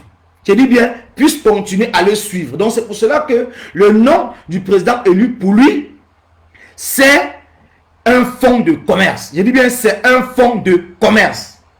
C'est un fonds de commerce. Le nom du président élu, c'est un fonds de commerce. Ce n'est pas quelque chose qui est là parce qu'il veut que la révolution avance. Il prend le nom du président élu pour négocier. Parce que le but, c'est quoi? Parce que je vous ai toujours dit, les pions ont 2 façons de fonctionner. Ils vont vous faire semblant comme s'ils vous aiment trop. Mais à la dernière minute, quand vous allez commencer à les découvrir, c'est à la dernière minute, quand les choses vont commencer à avancer, vous allez voir qu'ils vont toujours sortir, essayer de décourager certaines personnes, de tirer sur les uns les autres pour essayer d'embrouiller. Quand le combat a pris ici en France, la Basse, les Amazones et tout, ont commencé à s'entendre pour que le combat puisse avancer. El Chenou est sorti toujours pour diviser. Ça veut dire qu'il divise, il essaie tout de diviser. Donc c'est ce qui est en train de se passer aujourd'hui. Aujourd'hui, quand il comprend que Maître Aliscom a donné son accord sur le mot d'ordre de mobilisation lancé par le président élu, qu'est-ce qu'il fait? Il est obligé de venir prendre Maître Aliscom, commencer à nous raconter que Maître Aliscom travaille dans un cabinet, Maître Aliscom a fait ceci, Maître Aliscom fait cela, et après à la fin, il vous dit que je n'ai rien du tout contre Maître Aliscom. Mais le message qu'il a passé dans la tête de certains Camerounais, c'est déjà passé parce que les gens vont croire qu'effectivement Maître Aliscom n'est pas pour la révolution, comme lui-même l'a dit. Mais pourtant c'est faux. Je dis bien c'est faux. C'est faux. Cela, c'est la technique du régime pour diviser la révolution, pour ralentir le combat. Nous sommes dans une phase critique, comme l'a dit le président élu. Nous sommes dans une phase critique. Nous ne devons plus être là pour jouer avec quelqu'un comme El Chenou qui vient dans cette révolution, qui vient à la dernière minute. Voilà Patrice Ngana. Patrice Ngana, parce que tout le monde a tiré sur lui. Voilà Patrice Ngana, où tout le monde a tiré sur lui. Il dit bien tout le monde. Tout le monde a tiré sur Patrice Ngana. Tout le monde. Mais voilà Patrice Ngana qui aujourd'hui a compris que les Camerounais sont en train de se réunir derrière le mot d'ordre du président élu. Il a compris que les Camerounais sont en train de se réunir derrière le mot d'ordre du président élu. Et lui-même, il est en train de se ranger et il est en train de donner même des stratégies. Mais au lieu si El Chenou était un combattant, mais ce qu'il aurait fait, c'est de donner des stratégies, c'est d'appeler à la mobilisation. Ce n'est pas d'appeler au découragement. Parce que je vous dis une chose. Le jour où le président élu va lancer le mot d'ordre, personne ne pourra, parce que personne ne pourra empêcher un Camerounais de sortir. Mais avant le lancement du mot d'ordre, certaines personnes peuvent décourager les Camerounais d'écouter le mot d'ordre. Et c'est le rôle de El Chenou. Parce qu'il pouvait même se taire et attendre que, bon, on va voir. Parce que le jour où le président élu va lancer le mot d'ordre, même les Sardinas vont s'aligner avec nous pour chasser le régime de Paul Biya. Parce que les Sardinas souffrent plus que nous. Les Sardinas souffrent plus que nous. Au pays aujourd'hui, quand nous parlons de la souffrance, la première souffrance au Cameroun, c'est d'abord le système de santé au 237. Voilà la première souffrance. Voilà les points sur lesquels tous les Camerounais tombent d'accord. Parce que la maladie ne choisit pas une famille. La maladie ne choisit pas un clan. La maladie ne choisit pas un village. Donc le premier problème sur lequel nous devons appeler les Camerounais à se mettre d'accord, nous devons appeler les Camerounais à s'unir, parce que notre changement, nous au Don Kwata, ce que nous voulons, c'est un bien-être. Nous voulons vivre bien. Nous voulons avoir un système de santé qui s'occupe de nous, qui s'occupe de nos parents, qui s'occupe de nos enfants. Nous voulons que nos femmes, nos soeurs, nos filles puissent aller donner naissance dans des structures avec des infirmiers, des aides-soignantes, vous appelez quoi, des sages-femmes qui sont bien formées, avec du matériel adéquat, pas le matériel des années 60 qui sont tous rouillés. Parce que je vous dis une chose, le système de santé au 237, c'est quelque chose que nous devons en discuter. Parce que c'est la santé qui fait partie qui est le pilier social dans un pays. Dans un pays où le système de santé est laissé à l'abandon par le pouvoir en place, cela fait en sorte que le peuple est abandonné. Et quand le peuple est abandonné, le peuple est obligé d'aller boire du n'importe quoi. Parce qu'aujourd'hui, quand vous parlez, vous voyez par exemple au Cameroun. Quand j'ai vu par exemple Survie Cameroun, aller distribuer du matériel aux cliniques, aux centres de santé, je ne sais pas, parce que juste à présent, ils ne nous ont pas dit. Parce que pour moi, ce que je reproche, c'est quoi? Survie Cameroun doit demander un contrepartie avec ces cliniques et ces centres de santé au 237. Je dis bien, ils doivent demander des contreparties. Pourquoi j'insiste là-dessus? J'insiste parce que, étant au Cameroun, nous sommes du Quata, donc nous avons un peu tout fait. Nous avons touché un peu à tout au 237. Quand on était au 237, moi je vous disais que j'étais à Makia. Quand vous voyez Makia, Makia c'est tout simplement devant le marché central. Et devant le marché central de Douala, vous avez le rond-point qu'on appelle le gazon. Et le rond-point du gazon, c'est là où on vend les médicaments. Donc moi-même j'ai travaillé là-bas. Donc je sais comment ça se passe. Je sais comment ça se passe. Donc quand je parle du système de santé au Cameroun, et le problème de médicaments, du circuit de distribution de médicaments au Cameroun, je parle de ce que je sais. Et ce que j'ai vécu. Et ce que je vis jusqu'aujourd'hui. Donc je ne parle pas des choses que je ne connais pas. Les cliniques au Cameroun, comment est-ce qu'ils fonctionnent? Les cliniques, les centres de santé et tout, comment est-ce qu'ils fonctionnent au 237? Je vais vous expliquer. Vous avez un médecin de l'hôpital public, à la Quintini, hôpital général, hôpital peut-être de Tergal. Moi, je parle du cas de Douala. Hôpital de Tergal, hôpital de Nebel et tout. Donc, qui sont des structures publiques, ou la garnison militaire, qui sont des structures publiques. Vous avez des médecins, des infirmiers qui travaillent là-bas, qui vont aller ouvrir leur centre de santé au quartier, ouvrir, parce que pour ouvrir un centre de santé au Cameroun, il suffit tout simplement de prendre une autorisation d'une association. Beaucoup de personnes passent par une association pour ouvrir un centre de santé. Donc, ils passent par une association. Donc, ça veut dire qu'ils n'ont même pas de papiers légaux venant du ministère de la Santé pour ouvrir des centres de santé. D'autant plus que l'État a abandonné. L'État a abandonné le peuple. Donc, le peuple se débrouille comme il peut. Le peuple se débrouille comme il peut. Donc, concernant le problème de santé et de médicaments au 237, quand vous allez à la Quintini, parce que j'explique ça pour que Suivi Cameroun puisse bien comprendre. Quand vous allez à la Quintini, vous avez mal. Vous voyez, vous allez vous faire consulter par un médecin. Vous achetez votre carnet, c'est 1000 francs. La consultation, normalement, est gratuite. Parce que les 1000 francs que vous achetez, le carnet est inclus avec la consultation, d'autant plus que c'est un hôpital public. Mais vous allez voir le médecin, il faut que vous mettiez 3000 francs dans le carnet pour que le médecin puisse vous consulter. Il faut que vous mettiez 3000 francs dans le carnet pour que le médecin puisse vous consulter. Et quand le médecin vous consulte, il vous prescrit des médicaments. Non seulement quand il vous prescrit des examens à faire, il vous exige la clinique, le laboratoire dans lequel vous irez faire les examens. Je dis, il vous exige le laboratoire dans lequel vous irez faire des examens. C'est le médecin d'un hôpital public au Cameroun. Il vous exige le laboratoire dans lequel vous irez faire des examens. Et quand vous allez partir dans ce laboratoire, parce qu'il va mettre son nom et sa signature, il a des pourcentages dans les laboratoires. Il a des pourcentages dans les laboratoires concernant les clients qu'il envoie là-bas.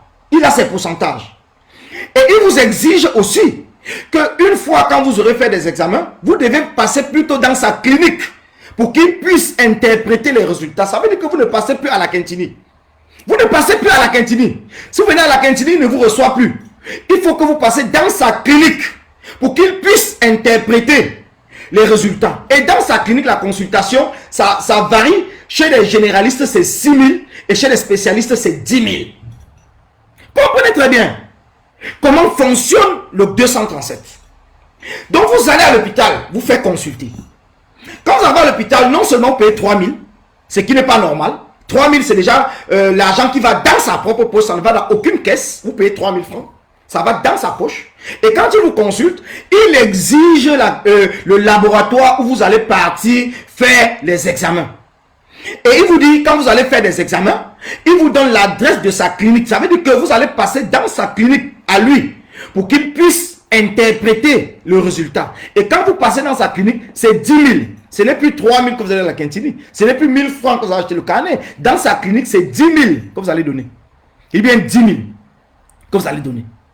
Et quand vous arrivez dans sa clinique, où est-ce que ce médecin se ravitaille en termes de médicaments? C'est au gazon. C'est au gazon qu'il va se ravitailler en termes de médicaments.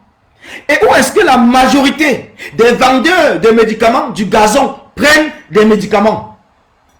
C'est des médicaments qui sortent des hôpitaux publics. Comprenez très bien. Donc ça veut dire que c'est un système dont le gouvernement est bien au courant. Le directeur de la Quintini sait très bien que le stock de médicaments qui est prévu pour soigner les gens à l'hôpital à Quintini, c'est ce même stock qui est pris par eux-mêmes et leurs complices et qui est vendu sur le marché noir. Et ce même stock de médicaments que les infirmiers, parce que quand vous allez à la Quintini, vous allez à la Quintini par exemple pour une femme qui va aller accoucher à la Quintini. Pour une femme qui va accoucher à la Quintini, un exemple. Quand vous arrivez à la Quintini, vous avez la sage-femme. Une fois quand le bébé va sortir, la sage-femme va vous dire que votre bébé a bu de l'eau. Et comme le bébé a bu de l'eau, il lui faut qu'on lui fasse ce qu'ils vont appeler un lavage d'estomac. Ça veut dire que ça va se passer avec ce qu'on appelle un sonde naso, ils appellent ça les sondes nasogastriques. Ils vont passer les sondes dans les narines de l'enfant pour arriver dans le ventre et retirer de l'eau sale que l'enfant a bu. Ils appellent ça les sondes nasogastriques. Et cette sonde coûte à peu près dans les 1000 francs en pharmacie. Mais quand vous êtes sur le choc, parce qu'on vous fait comprendre que si on ne sonde pas cet enfant dans les plus brefs délais, l'enfant va mourir. Et avec cette panique, la femme vous dit que elle doit sonder l'enfant. Elle a le sonde dans son propre sac. Et elle va sonder l'enfant, mais vous allez payer 2500 francs pour qu'elle sonde l'enfant. Donc la même sonde que vous devez payer en pharmacie à 1200, on vous le vend à la Quintini. Donc elle prend dans son sac. Donc chaque sage-femme qui est à la Quintini a toujours son sac avec ses différents matériels, ses différents médicaments dedans. Ceux qui vendent à la pharmacie de l'hôpital, d'autant plus que c'est le même médicament qui est sorti de l'hôpital, qui se retrouve sur le marché noir. C'est le même médicament que ces infirmières, ces pharmaciens des différents hôpitaux publics partent acheter dans le marché noir. Ils mettent dans leur propre sac et ils viennent s'asseoir au comptoir de la pharmacie de l'hôpital. Quand vous venez, quand on vous a prescrit de l'amoxicilline, on vous prescrit peut-être une perfusion. Une perfusion, ça veut dire qu'on va vous mettre le glucosé, on va vous mettre peut-être la vitamine B12, on va mettre la vitamine C, on va vous mettre le Kinimax, on va vous mettre peut-être soit un amoxicilline, le Clamoxyl ou l'Augmentin, je ne sais pas quel antibiotique le médecin a décidé de mettre dans votre perfusion. Tous ces antibiotiques sont dans le sac de la pharmacienne. Donc elle a son propre stock de médicaments. Donc quand on vous prescrit, c'est son médicament qu'elle prend pour vous donner. Et le médicament de l'hôpital reste là. Et tout cela, c'est un système qui est bien huilé au niveau de la hiérarchie de l'hôpital. Ce n'est pas quelque chose qu'elle fait tout seul. C'est une chaîne. Je dis bien, c'est une chaîne. C'est une chaîne. Ça, je peux vous donner plusieurs exemples. C'est une chaîne. On laisse les gens mourir au Cameroun, dans les hôpitaux, parce qu'ils veulent que vous achetiez le médicament à eux. Quand vous connaissez le prix du médicament à l'extérieur, ils vous disent que si vous partez à l'extérieur prendre, il sera trop tard. Et vous n'avez pas d'argent complet pour acheter chez eux. Entre ce qu'on vous donne, une composition, je dis bien une composition d'une perfusion en elle-même, du glucosé jusqu'aux différents, pour un palud simple. Parlons d'un palud simple. Une perfusion, c'est au maximum avec 2500 francs, vous avez une composition d'une perfusion qui doit vous soigner. Mais par contre, quand vous allez dans une clinique, la perfusion coûte à partir de 6 000. Quand vous êtes dans un centre de santé à côté de chez votre voisin, parce que l'enfant est tombé malade dans la nuit, la perfusion c'est 10 000. Pourtant à l'hôpital, si on avait une structure de santé, mais vous pouvez partir à l'hôpital, ce n'est pas pour 2500 francs qu'on devrait laisser un Camerounais mourir. Ce n'est pas pour 2500 francs qu'on doit laisser un Camerounais mourir. Et aujourd'hui, Suivi Cameroun a apporté le matériel au Cameroun. Suivi Cameroun a remis le matériel à ces différents centres de santé et ces cliniques privées. Parce que l'État a refusé de réceptionner à ces hôpitaux privés. Mais si Suivi Cameroun donne le matériel sans contrepartie, sans demander, sans exiger certaines prises en charge, c'est qu'il y a un problème. C'est qu'il y a un problème. Donc c'est pour cela que j'ai dit et j'appelle les Camerounais. Parce que j'ai vu la générale du Don Kwata, Karine Bibian Richaud, faire un direct sur lequel elle a montré des gens qui sont atteints de l'insuffisance rénale. L'insuffisance rénale, l'une des plus grandes causes de l'insuffisance rénale, c'est des médicaments qu'on prend n'importe comment. Bien sûr, on va dire que c'est aussi l'alimentation. Mais avant l'alimentation, il y a aussi des médicaments qui causent l'insuffisance rénale. Et le cas du Cameroun, l'insuffisance rénale au Cameroun est due à la prise des antibiotiques sans prescription médicale ou sans contrôle médical. Pourquoi? Les reins, c'est dans le corps humain, d'après ce que les scientifiques nous expliquent. Les reins, c'est comme un tamis. C'est comme un tamis. Les reins, c'est comme un tamis. Cela veut dire que quand vous buvez de l'eau, cela passe par les reins pour que vous puissiez uriner. Cela passe par les reins pour que vous puissiez uriner quand vous buvez de l'eau. Alors, les médicaments ont deux voies d'extraction. Ça veut dire que quand vous prenez un antibiotique, il y a des antibiotiques où la voie d'extraction, c'est pas des sels. Et il y a des antibiotiques où la voie d'extraction, c'est pas des urines.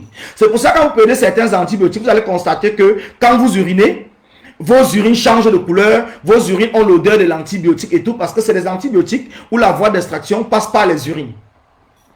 Et il y a des antibiotiques qui ne doivent pas se mélanger. Il y a des antibiotiques qu'on ne doit pas mélanger. Il y a des antibiotiques qui ne doivent pas être mélangés. Par exemple, si vous prenez de l'amoxicilline et que vous le mélangez avec la pénicilline, c'est des antibiotiques qui ont les mêmes principes actifs. Donc ça veut dire que c'est des antibiotiques qui ne se mélangent pas. Mais quand vous allez par exemple sur le marché noir au Cameroun et que vous achetez des comprimés parce que vous êtes malade, au Cameroun, c'est que c'est l'antibiotique qui soigne toutes les maladies. C'est-à-dire que même si j'ai le mal de tête, au lieu de prendre, vous appelez ça quoi, le Doliprane, qui est un antalgique, au lieu de prendre un antalgique pour calmer mes douleurs de mal de tête, quand vous allez partir voir un vendeur de médicaments, ils vont vous dire qu'il faut prendre qu'il faut prendre un antibiotique. Ils vont vous dire qu'il faut prendre un antibiotique. Oui, qu'il faut prendre un antibiotique. Et aujourd'hui, on s'en rend compte que plusieurs personnes au Cameroun qui sont aujourd'hui atteintes de l'insuffisance rénale, quand vous les demandez, ils vous disent qu'ils sont allés peut-être sur le marché, ils avaient le palu et tout, ils ont acheté des médicaments, ils ont bu, et c'est après cela qu'ils ont constaté qu'ils ne faisaient pas pipi, ainsi de suite, après 2-3 jours. Et quand ils sont arrivés à l'hôpital, on les a dit qu'ils étaient atteints d'une insuffisance rénale. Pourquoi? Parce que les antibiotiques qu'ils ont pris, c'est des antibiotiques que ceux qui les ont vendus ne connaissent pas la santé, ne connaissent pas le corps humain. Ils sont tout simplement là pour chercher de l'argent. Et c'est très dangereux dans un pays parce qu'aujourd'hui, au fur et à mesure, c'est en train de devenir je ne sais pas comment vous allez appeler ça. C'est presque tous les jours, on a toujours des Camerounais qui ont le problème d'insuffisance rénale, le problème d'insuffisance. Mais ce n'est pas, pourquoi est-ce que vous ne vous posez pas la question que c'est uniquement au 237 que cela se passe? Pourquoi vous ne posez pas la question que c'est uniquement au 237 que cela se passe? Vous avez un enfant à la maison qui est malade. Le premier geste que vous allez faire, c'est d'aller voir celui qui vend les médicaments à côté de chez vous pour acheter les comprimés et donner à l'enfant. Mais moi, je dis toujours aux gens, non, ne faites pas cela. Moi, je dis toujours, ne faites pas cela, ne faites pas cela. Ne faites pas, n'allez pas acheter les médicaments. Quand je le dis, bien sûr, les gens que non, mais ils sont en train, ils vendent, ils font leur commerce. Quand tu fais ça, c'est pour tuer le commerce et tout. Mais non. Mais non. C'est un problème de santé. En termes de santé, on devait être prudent. On doit être prudent. On doit être prudent. Moi, je conseille aux gens, si vous avez un enfant qui est malade, allez même dans une pharmacie. Parce que le pharmacien, il a quand même une formation. Parce qu'en première année à l'université, on apprend quand même, c'est général. C'est général. Oui, allô? Bonjour. Oui. Tu es en direct là? Je suis en direct même, je suis en direct. Ok. Tu suis le direct ou pas? Tu es dans le direct, tu es en train de suivre le direct? Oui. Ah, d'accord. Le truc concernant l'information que tu viens de donner sur El Chelou, moi je suis en train de voir que ce gars est vraiment même dangereux. Parce que oui, ce gars est dangereux. Et tu sais, il a beaucoup parlé de Maître Aliscom. Oui. Moi, je trouve même que ce gars, c'est une tête pensée. Parce que Maître Aliscom est avocate des sociétés françaises, ça veut dire elle est avec la France. Donc, si moi, par exemple, moi, je suis carreleur, comme je suis carreleur, si une compagnie de la France me dit viens mettre les carreaux, je vais refuser. Non, mais c'est pour ça que lui-même, il travaille où? Il travaille sur les compagnies qui sont européennes. Il avait dit qu'il est professeur, à l'éducation, professeur en Allemagne. S'il est professeur, ça veut dire qu'il enseigne où? Ce n'est pas il enseigne où? même Orange là au pays, Orange Cameroun, il y a des avocats du MRC qui défendent Orange au Cameroun. Ben oui, c'est normal. Il est même comment il est limité. Au fait, je voulais juste dire que c'est Franklin Nyamsi qui a donné toutes les informations de Maître Aliscom à elle chez nous. Oui. Parce que Franklin Nyamsi d'abord et Maître Aliscom, c'était des amis d'enfance. Donc, oui, c'est des amis depuis l'enfance et tout. Maintenant, comme Franklin Nyamsi est extrêmement contre Ouattara, oui, il est extrêmement un anti-Ouattara. Tu vois, non? Maintenant, Maître Aliscom s'est attaqué à Gbagbo en mettant une vidéo. Oui. Tu vois. Et maintenant, oui, voilà. Et tu vois toutes les vidéos que Nyamsi fait depuis un certain temps. Il est en train d'assassiner, bon, médiatiquement, Ouattara. Tu vois. Voilà. Et maintenant, il soutient Gbagbo et Soro à 100%. Franklin Nyamsi. Oui, non, ça on le sait. Et puis maintenant, quand Maître Aliscom sort, elle sort cette information, elle met une vidéo disant que c'est Gbagbo qui a tué le général Gué. Le général, voilà. Donc pour elle, il faut qu'on le juge encore pour ça. Oui. Donc elle est libre. Elle est libre de le soutenir ou pas. N'a rien à y voir avec son soutien avec Abdo. Mais maintenant, comme Franklin Nyamsi, c'est un manipulateur, c'est un monsieur qui aime jouer avec les émotions. Il aime se cacher derrière les émotions, faire comme si il sourit. Derrière son sourire, il y a tellement d'émotions. Il a très mal pris ça. Tu vois? Il a très mal pris ça. Il a donc appelé elle chez nous, il a donné toutes ces informations. Elle chez nous, que voilà, elle chez nous c'est un menteur, il n'a aucune recherche, il ne peut, comme il a passé le temps à dire dans son vidéo que c'est les informations, c'est un informaticien, il est allé à la ressource, à la source pour fouiller dans sa vie, c'est faux. C'est Franklin Nyamsi qui a donné, il a donné même le nom des enfants, même le nom du mari. Donc pour moi, vraiment, je viens de découvrir que ces gens-là, ils sont dangereux même. Surtout Franklin Nyamsi là. Ce monsieur-là, c'est un très très bon manipulateur. Pourquoi il veut prendre la vengeance? Pourquoi mais la Côte d'Ivoire n'a rien à y voir avec le Cameroun. Non, ça n'a rien à voir avec notre combat. Oui, ça n'a rien à y voir avec notre pays. Si elle peut être avec Kamto, hein, et elle peut soutenir Kamto. Voilà. Et nous savons que Kamto est ami avec Kagame, non?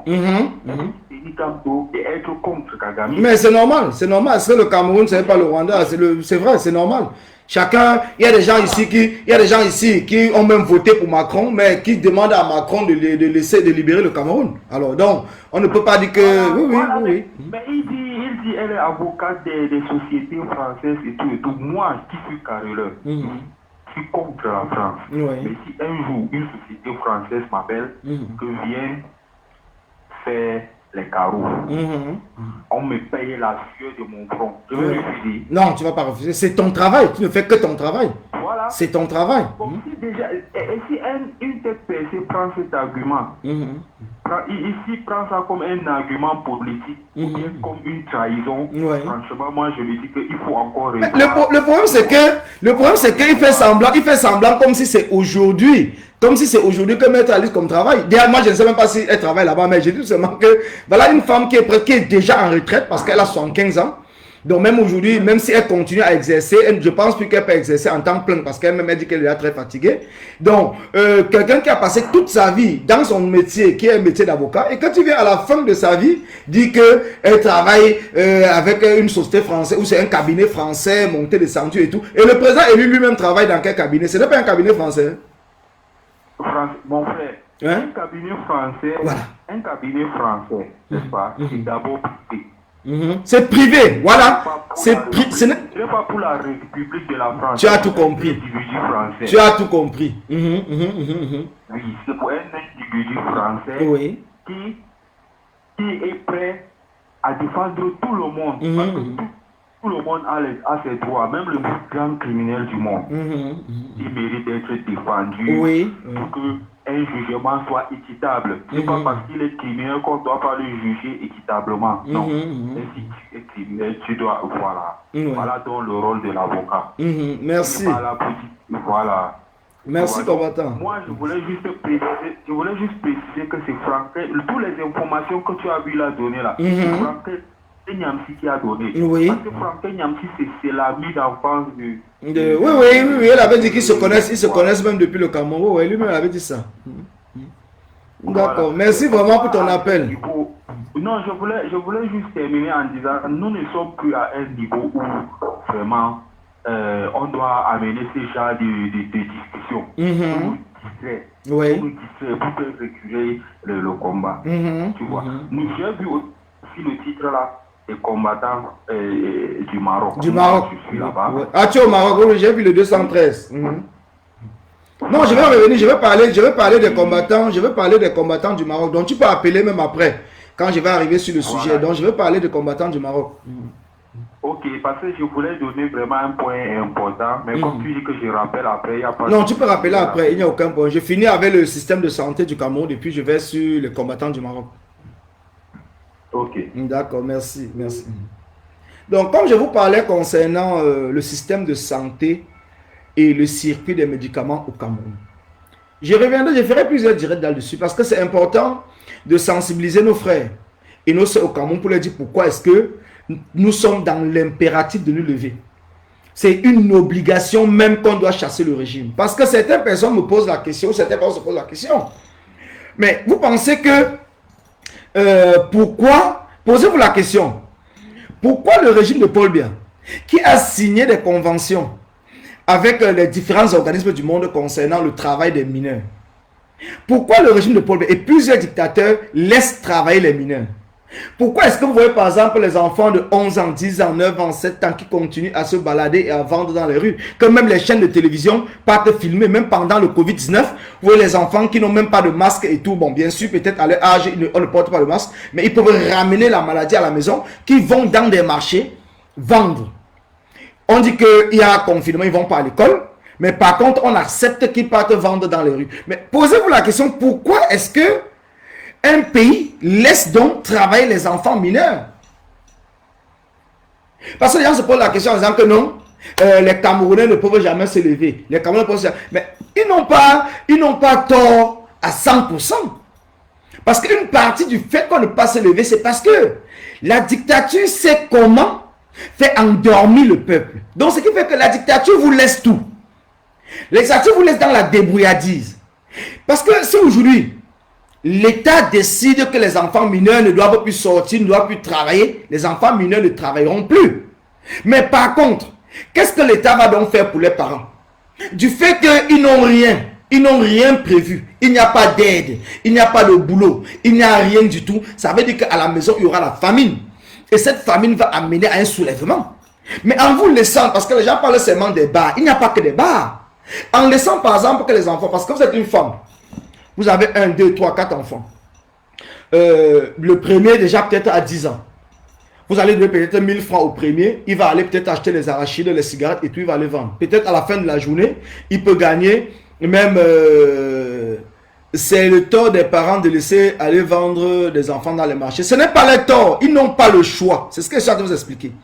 Ils n'ont pas le choix. Et l'État le fait exprès. Parce que vous savez, ce n'est que des lois qui font fonctionner un pays. Au pays, dans la loi, on n'autorise pas les enfants mineurs à aller travailler. Mais sur le terrain, vous voyez qu'on laisse les enfants mineurs aller travailler. Pose-toi la question. Pourquoi la loi interdit le travail des mineurs et le même gouvernement laisse les mineurs aller travailler?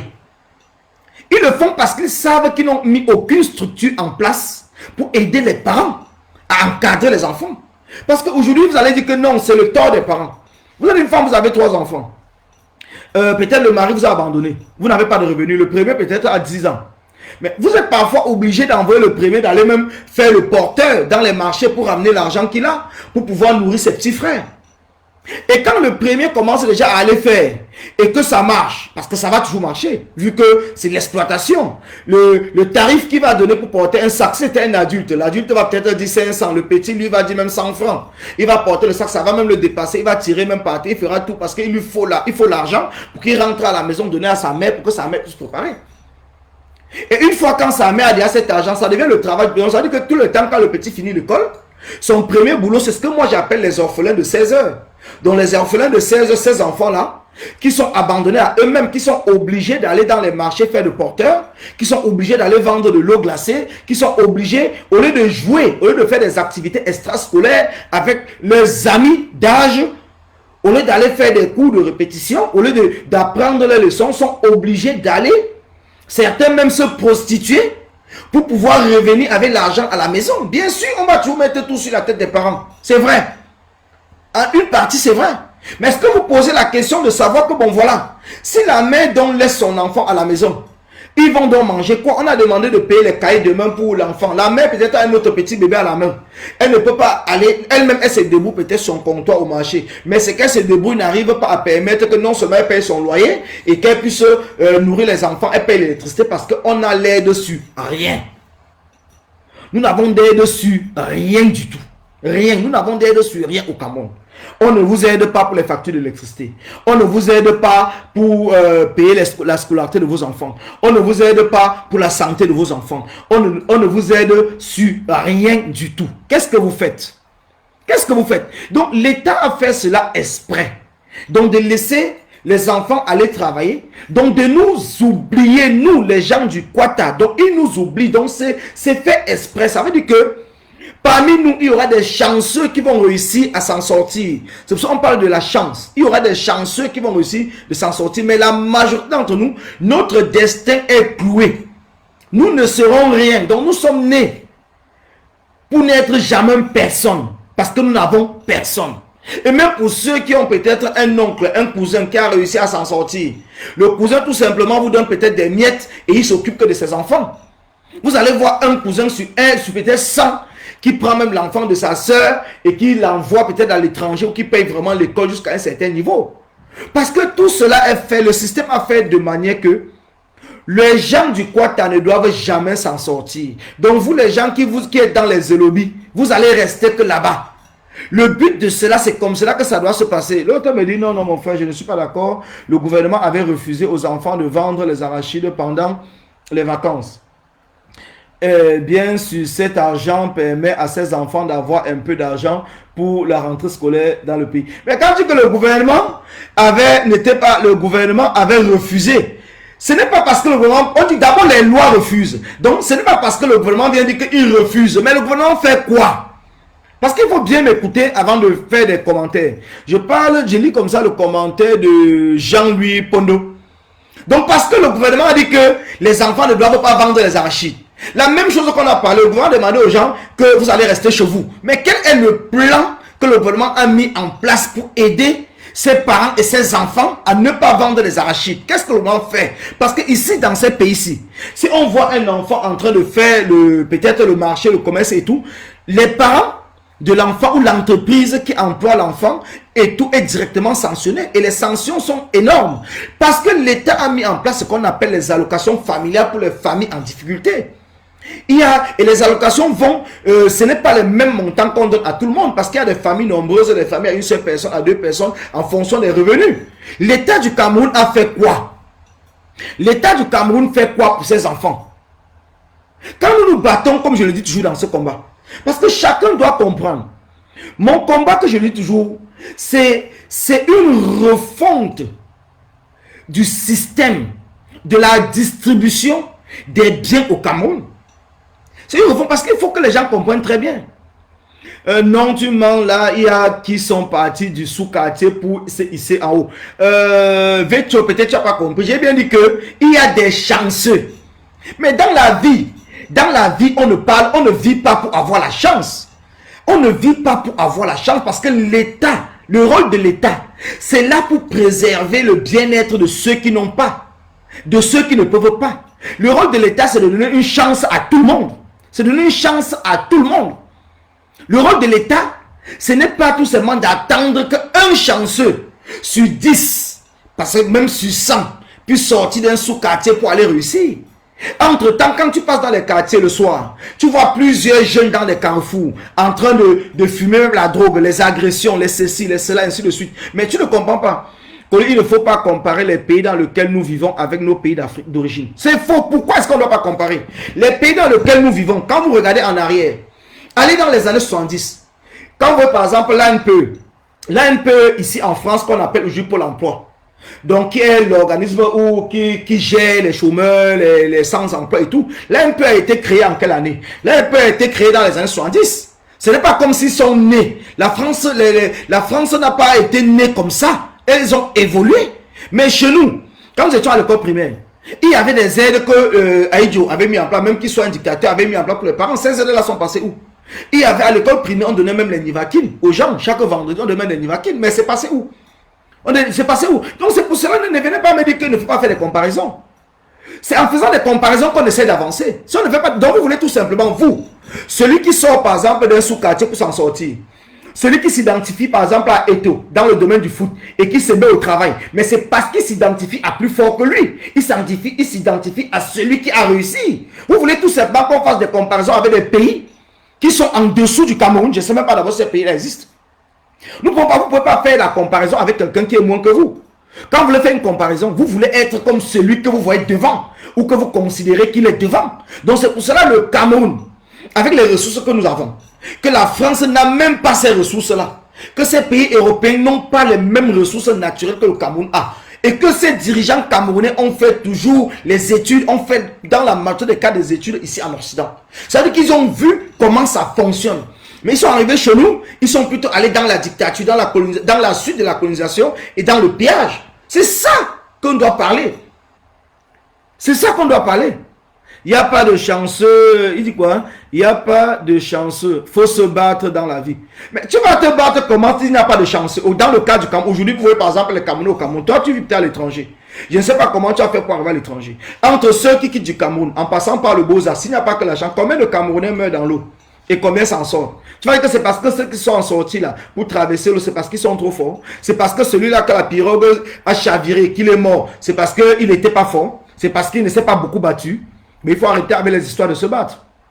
Tu peux te battre jusqu'à ce n'est pas parce que tu sors chez toi le matin, tu rentres à 20h que tu t'en sors. Ce n'est pas parce que tu sors chez toi le matin, tu rentres à 20h que tu t'en sors. C'est faux. Quand tu sors chez toi le matin, tu rentres à 20h, c'est parce que l'État doit être d'abord là pour t'accompagner. L'accompagnement, l'État doit accompagner. C'est très important. L'État doit accompagner le citoyen. C'est le rôle de l'État. Sinon, l'État, c'est à quoi? Toi-même, dis-moi à quoi c'est dans l'État. L'État, c'est à quoi? On va dire que Paul Biya, Kanto, ceci, la présidentielle, les ministres. Mais ils servent donc à quoi? Leur rôle, c'est quoi? Le gouvernement, son rôle, c'est quoi? Son rôle, c'est quoi? Dites-moi, leur rôle, donc, c'est quoi? D'autant parce que quand on dit que le rôle de l'État, c'est d'aider la population, c'est d'aider le peuple, c'est d'accompagner le peuple dans ses projets, c'est de faire en sorte que l'éducation puisse être bien, que tout le monde puisse avoir une chance. C'est ça le rôle de l'État entre l'État et le privé. C'est ça la différence. Parce qu'au privé, tu payes un prix qui est cher pour avoir peut-être une scolarisation. Mais l'État doit donner cette scolarisation à moindre coût, gratuit, parce que l'État ne vit que des redevances, l'État ne vit que des taxes, l'État ne vit que des impôts, l'État ne vit que des biens du pays. L'État ne vit que des biens du pays. Et c'est ce qui a fait en sorte que Paul Biya est venu vous tromper, Paul Biya est venu nous tromper en disant que laissez la politique aux politiciens. C'est là où Paul Biya a réussi. Parce que toi-même aujourd'hui, celui qui est en train de commenter, je vois vraiment que tu avais assimilé le message de Paul Biya. Et beaucoup d'entre nous. Mais beaucoup d'entre nous sont sortis de ce message parce qu'on a compris que c'était une manière de nous écarter des affaires de l'État. Que l'État, c'est d'abord nous-mêmes. Parce qu'on parle de l'État, l'État, c'est nous. L'État, c'est nous. Donc, ceux qui sont au sommet de l'État sont là pour nous représenter. Quelqu'un te représente au sommet de l'État, mais il prend l'argent pour lui. Tu vois aujourd'hui les enfants de Paul Biya, par exemple, tu vois le train de vie qu'ils sont en train de mener. Ils mènent ce train de vie avec quoi? Brenda Biya travaille quoi? Il travaille quoi? Je mets que le peuple a quelle responsabilité? Le peuple a la responsabilité de demander à l'État de s'occuper d'elle. De s'occuper de lui. Le peuple a cette responsabilité de demander à ces gens qui sont au sommet de l'État de dégager parce que vous ne nous représentez plus. C'est ça la responsabilité du peuple. Le peuple a la responsabilité de poser des questions, de savoir où est passé le budget qui était prévu pour la CAN. Le peuple a le droit de demander où est le budget qui était prévu depuis 82 pour transformer l'axe Douala-Yaoundé en autoroute depuis 82. Où est passé le budget, les différents budgets des différentes villes? Où est passé le budget de la communauté de Douala qui était prévu pour faire des drains? Mais le peuple doit se lever, le peuple doit parler, le peuple doit revendiquer. Parce que seul la voix du peuple, comment est-ce que, parce que les gens nous parlent que nous sommes dans un état représentatif, ça veut dire que les députés sont la représentation du peuple au niveau de l'Assemblée nationale. Je ne dis pas le contraire. Mais dans tous les pays du monde, est-ce qu'il n'y a pas de députés? Je prends tous les exemples de la France, je suis en France. Est-ce qu'il n'y a pas de députés en France? Est-ce que cela empêche que le peuple, même par le biais, soit les syndicats et tout, se lèvent en France pour revendiquer? Pourquoi au Cameroun, certains intellectuels, que je les appelle tous les intellectuels véreux, les opportunistes, viennent dans les chaînes de télévision pour aboutir le peuple en faisant comprendre au peuple que leurs représentants ou leur représentation, c'est ceux qui sont à l'Assemblée nationale. Comme si ailleurs, les gens n'avaient pas de représentation au niveau de l'Assemblée nationale. On dirait que ce n'est qu'au Cameroun qu'il y a des députés et ce n'est qu'au Cameroun que les députés représentent le peuple au niveau de l'Assemblée nationale. On dirait cela. Donc ça veut dire que ceux-là, vous voyez qu'ils nous manipulent pour nous faire comprendre que nous n'avons pas le droit de revendiquer. Que ceux qui doivent revendiquer pour nous sont des députés. Et que nous, on doit seulement se taire et attendre que les députés revendiquent pour nous. C'est ce qu'ils nous disent. Si vous voulez bien entendre ces aboutisseurs de la population, vous allez comprendre que leur rôle, c'est vraiment de nous tuer. C'est de tuer le Cameroun parce qu'ils travaillent avec ce système. Parce que je ne comprends pas. Comment on peut dire à un peuple que vous n'avez pas le droit de revendiquer? Ça veut dire qu'on te gifle la joue gauche. Tu n'as pas le droit de te plaindre. Tu n'as pas le droit de sortir. Tu as inondation chez toi. Tu n'as pas le droit de sortir pour dire que mais attends, pourquoi j'ai l'inondation? Les gens vont venir, les Camerounais, comme je vous parlais hier, que le problème des Camerounais c'est un problème de jalousie. Les gens vont venir dire que pourquoi vous êtes parti construire dans les zones marécageuses? Tout Douala d'abord c'est une zone marécageuse. Je dis bien tout Douala est marécageux. Dites-moi un quartier à Douala où il n'y a pas d'inondation. Il dit tout Douala est marécageuse. Tout Douala est marécageuse. Tout. Il n'y a pas de quartier à Douala qui n'y a pas de marécage. Alors, est-ce que nous devons plutôt dire à nos populations que pourquoi vous êtes allés construire dans une zone marécageuse? Pourtant, nous savons bien qu'il y a eu des budgets qui ont été débloqués. Je dis bien des budgets. Pendant le moment de Tonien, on nous a parlé de 14 milliards. Si je me rappelle bien, je pense que c'était entre 11 et 14 milliards qui avaient été débloqués pour faire les drains à Douala de manière qu'il n'y ait plus d'inondation dans la ville. Le Pays-Bas est en dessous de la mer. On dit bien le Pays-Bas, elle est en dessous de la mer. Mais c'est parce qu'ils ont construit des digues. C'est parce qu'ils ont travaillé pour sécuriser la population qui fait en sorte qu'il n'y ait pas d'inondation là-bas. Mais au lieu qu'on se batte, pour demander les comptes de cet argent qui a été débloqué à la communauté, nous sommes là en train de nous tirer les uns sur les autres. Ça veut dire que je suis jaloux de l'autre qui a sa maison là-bas. Donc je me pose plutôt la question que pourquoi est-ce que tu es parti construire? Pourquoi est-ce que tu es parti construire dans la plaine? Quand on est sur la plaine, ça veut dire qu'à partir du moment où il y a les montées des eaux, il y aura inondation. C'est normal. À partir du moment où il y a les montées des eaux, il y a inondation. À partir du moment où il y a une grande pluie, si on n'a pas prévu les évacuations d'eau, il y a inondation. C'est donc normal que Douala, il y ait inondation Douala. Mais ça ne veut pas pour autant dire que les gens sont allés construire dans les zones marécageuses. D'autant plus que l'État, le rôle de l'État, c'est de faire en sorte que la population puisse bien vivre. Parce que l'État, Paul Biya, ce n'est pas l'argent de Paul Biya. Ce n'est pas l'argent du gouverneur ou bien de Tonien quand il était encore délégué du gouvernement à Douala. Ce n'est pas son argent. C'est l'argent du Cameroun. C'est notre argent, c'est votre argent. C'est l'argent qui a été mis à sa disposition pour faire en sorte que la population de Douala ne puisse pas avoir les inondations comme ce qui s'est passé dernièrement, la semaine dernière.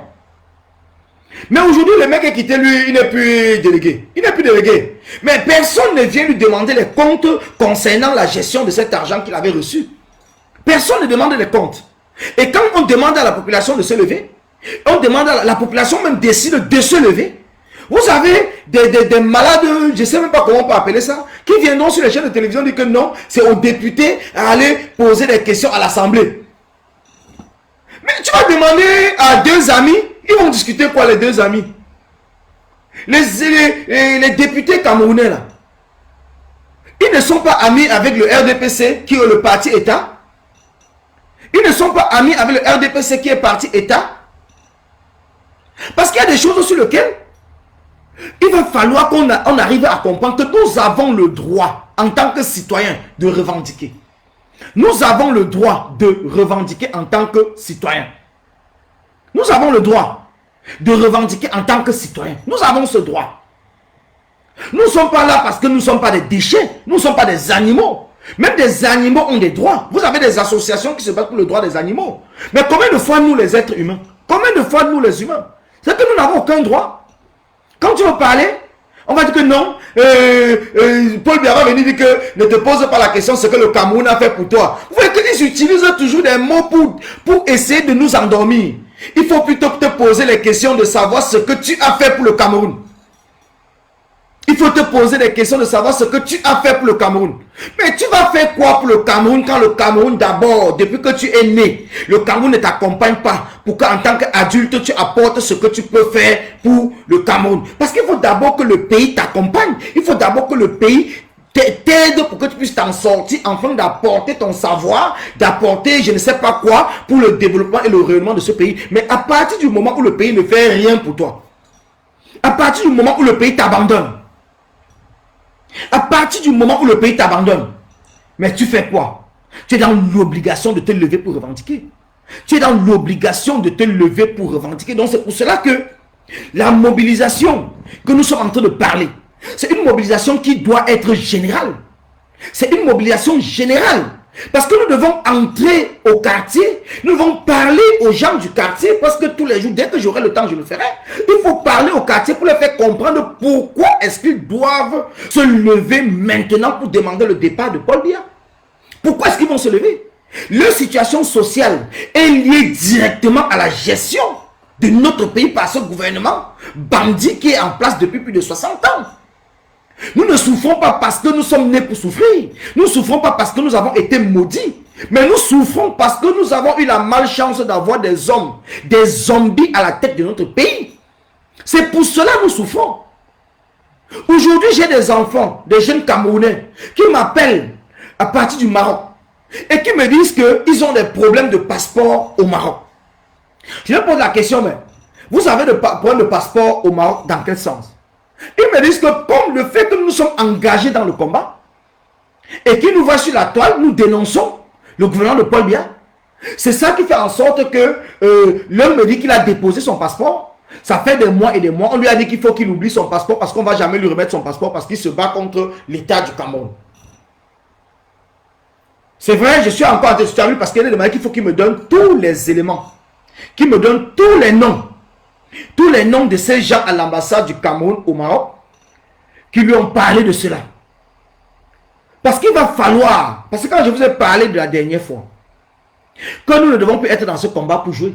Tous ces jeunes qui ont un problème de passeport, je vous ai tout demandé, il faudrait nous appeler, il faudrait m'appeler parce que pays par pays, nous devons nous organiser pour faire des descentes simultanées dans les ambassades et demander le rapport des passeports. Parce que, comme a dit le président élu, un administrateur, je veux dire quoi? L'ambassadeur peut être nommé par le président, ça peut être l'ambassadeur nommé par des liens politiques. Mais ceux qui travaillent à l'ambassade, les secrétaires de l'ambassade, tous ceux qui travaillent à l'ambassade sont des fonctionnaires. Je dis bien, ce sont des fonctionnaires. Ils travaillent pour le Cameroun, pour le peuple du Cameroun. Ils ne travaillent pas pour le président de la République. Ils ne travaillent pas pour un homme politique. Ils travaillent pour le Cameroun. Donc, ce qui fait que, même après le départ de Paul Biya, ces gens qui travaillent à l'ambassade continueront à travailler à l'ambassade parce qu'ils sont fonctionnaires. Ils sont fonctionnaires. C'est la même chose comme des préfets, les sous-préfets. Donc, c'est pour cela que j'ai besoin d'avoir le nom exact de ceux. Il nous a parlé d'une secrétaire à l'ambassade. Il va m'appeler tout à l'heure pour me donner tous les renseignements parce qu'on va faire des lives. On va faire des posts et des publications et dénoncer. Et on va faire des descentes sur le terrain. On va organiser à partir du Maroc pour que les combattants, pour que les Camerounais, que les étudiants au Maroc puissent se rendre à l'ambassade du Cameroun au Maroc pour demander que tous ces problèmes doivent être résolus. tous ces problèmes, nous avons le droit, vous avez le droit de demander les comptes en fonction de la gestion de votre pays.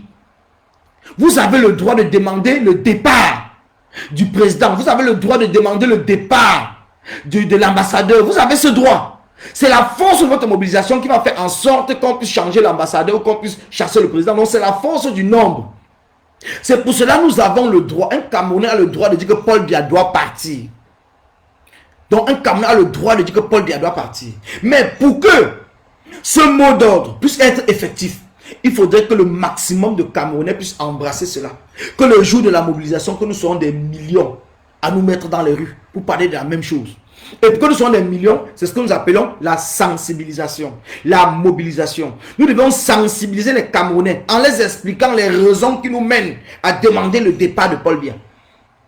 Et c'est le travail de Maître Alice Combes. C'est le travail de tous les combattants. C'est le travail du général Valsero qui parle tous les jours. C'est le travail de la Basse. C'est le travail des Amazones. C'est le travail de Bobby Tanap. C'est le travail de tous les Camerounais qui sont levés depuis le premier jour. Et même ceux qui sont levés avant, le général Wanto, le caporal Grié Kemta. C'est le travail de tout le monde que nous devons travailler main dans la main parce qu'aujourd'hui, nous parlons de la mutualisation des forces. Nous devons tout simplement isoler ceux qui viennent dans le sens de la division. Nous devons isoler ceux qui viennent dans le sens de la division. Mais nous devons mutualiser nos forces. Nous devons parler d'une seule voix. Nous devons rester concentrés comme le professeur Ngana a commencé à le faire depuis hier. Nous devons parler d'une seule voix pour appeler le peuple. Non seulement appeler le peuple à se lever, mais expliquer au peuple pourquoi ils devront se lever. Pourquoi ils devront se lever. Les conditions de vie au Cameroun ne permettent pas à un Camerounais de s'en sortir, de nourrir sa famille, de se marier, d'avoir des enfants, de créer une famille comme on le dit. Les conditions ne permettent pas à un Camerounais de le faire. Il n'y a aucun... L'État au Cameroun, depuis plus de 40 ans, n'offre aucune chance aux jeunes Camerounais de pouvoir s'en sortir au Cameroun, ni même à l'étranger. Et c'est pour cela que nous devons sensibiliser dans le Don Kwata. Donc nous devons parler à ces enfants, à ces orphelins de 16 heures, à ces mamans abandonnées, à ces jeunes femmes devenues prostituées parce qu'elles ont eu des enfants chez eux. Des situations qui arrivent dans toutes les sociétés du monde. Je dis bien, ça arrive dans toutes les sociétés. Même en France, il y a des enfants il y a des filles qui ont des enfants à 15 ans, à 16 ans. Ça ne veut pas pour autant dire qu'on doit les condamner, on doit les abandonner. C'est des jeunes adolescents qui ont peut-être fait des erreurs. Mais le rôle de l'État, c'est de donner une deuxième chance. De pouvoir continuer les études ou de pouvoir faire une formation pour pouvoir construire une vie. Ce n'est pas d'abandonner ces enfants, d'autant plus que déjà la famille les abandonne déjà. La famille les abandonne. Bonsoir, Kwale. La famille les abandonne. Parce que tous ces petits enfants que vous trouvez dans les rues, toutes ces jeunes filles qui sont prostituées parce qu'elles ont des enfants à la maison, la famille les a déjà abandonnés, la famille les a chassés. Parce que au Cameroun, ils ne comprennent pas qu'il y a des situations qui arrivent partout. Et que l'État devrait être là pour accompagner ces jeunes enfants, pour accompagner ces bébés, c'est ce qu'on peut dire, les bébés mamans. Pour les accompagner, pour qu'ils puissent s'en sortir en leur donnant une seconde chance. Mais chez nous, l'État est plutôt là pour s'enrichir sur le dos des Camerounais. Les représentants de l'État, Paul Biya et sa clique et son clan, ils sont là pour voler notre argent. Et nous n'avons pas le droit de demander des comptes. Nous n'avons pas le droit de parler. Nous n'avons pas le droit de nous exprimer. Nous n'avons pas le droit de revendiquer. Nous allons dans des hôpitaux. Nous sommes abandonnés comme des animaux, comme des chiens. À l'hôpital public, nous voyons des femmes, des enfants en train de mourir tous les jours. Mais nous devons nous lever. Seule la mobilisation. Seule la mobilisation. Quand on dit la mobilisation, on ne parle pas de 2-3 personnes. Parce que nous sommes en train de revendiquer l'échec de plus de 60 ans, de plus de 6 générations de Camerounais qui ont été tués par le régime de Paul Biya. Donc il est temps que nous nous battons. Il est temps que nous comprenions que nous ne demandons pas le départ de Paul Biya parce que nous ne sommes pas du même village que lui.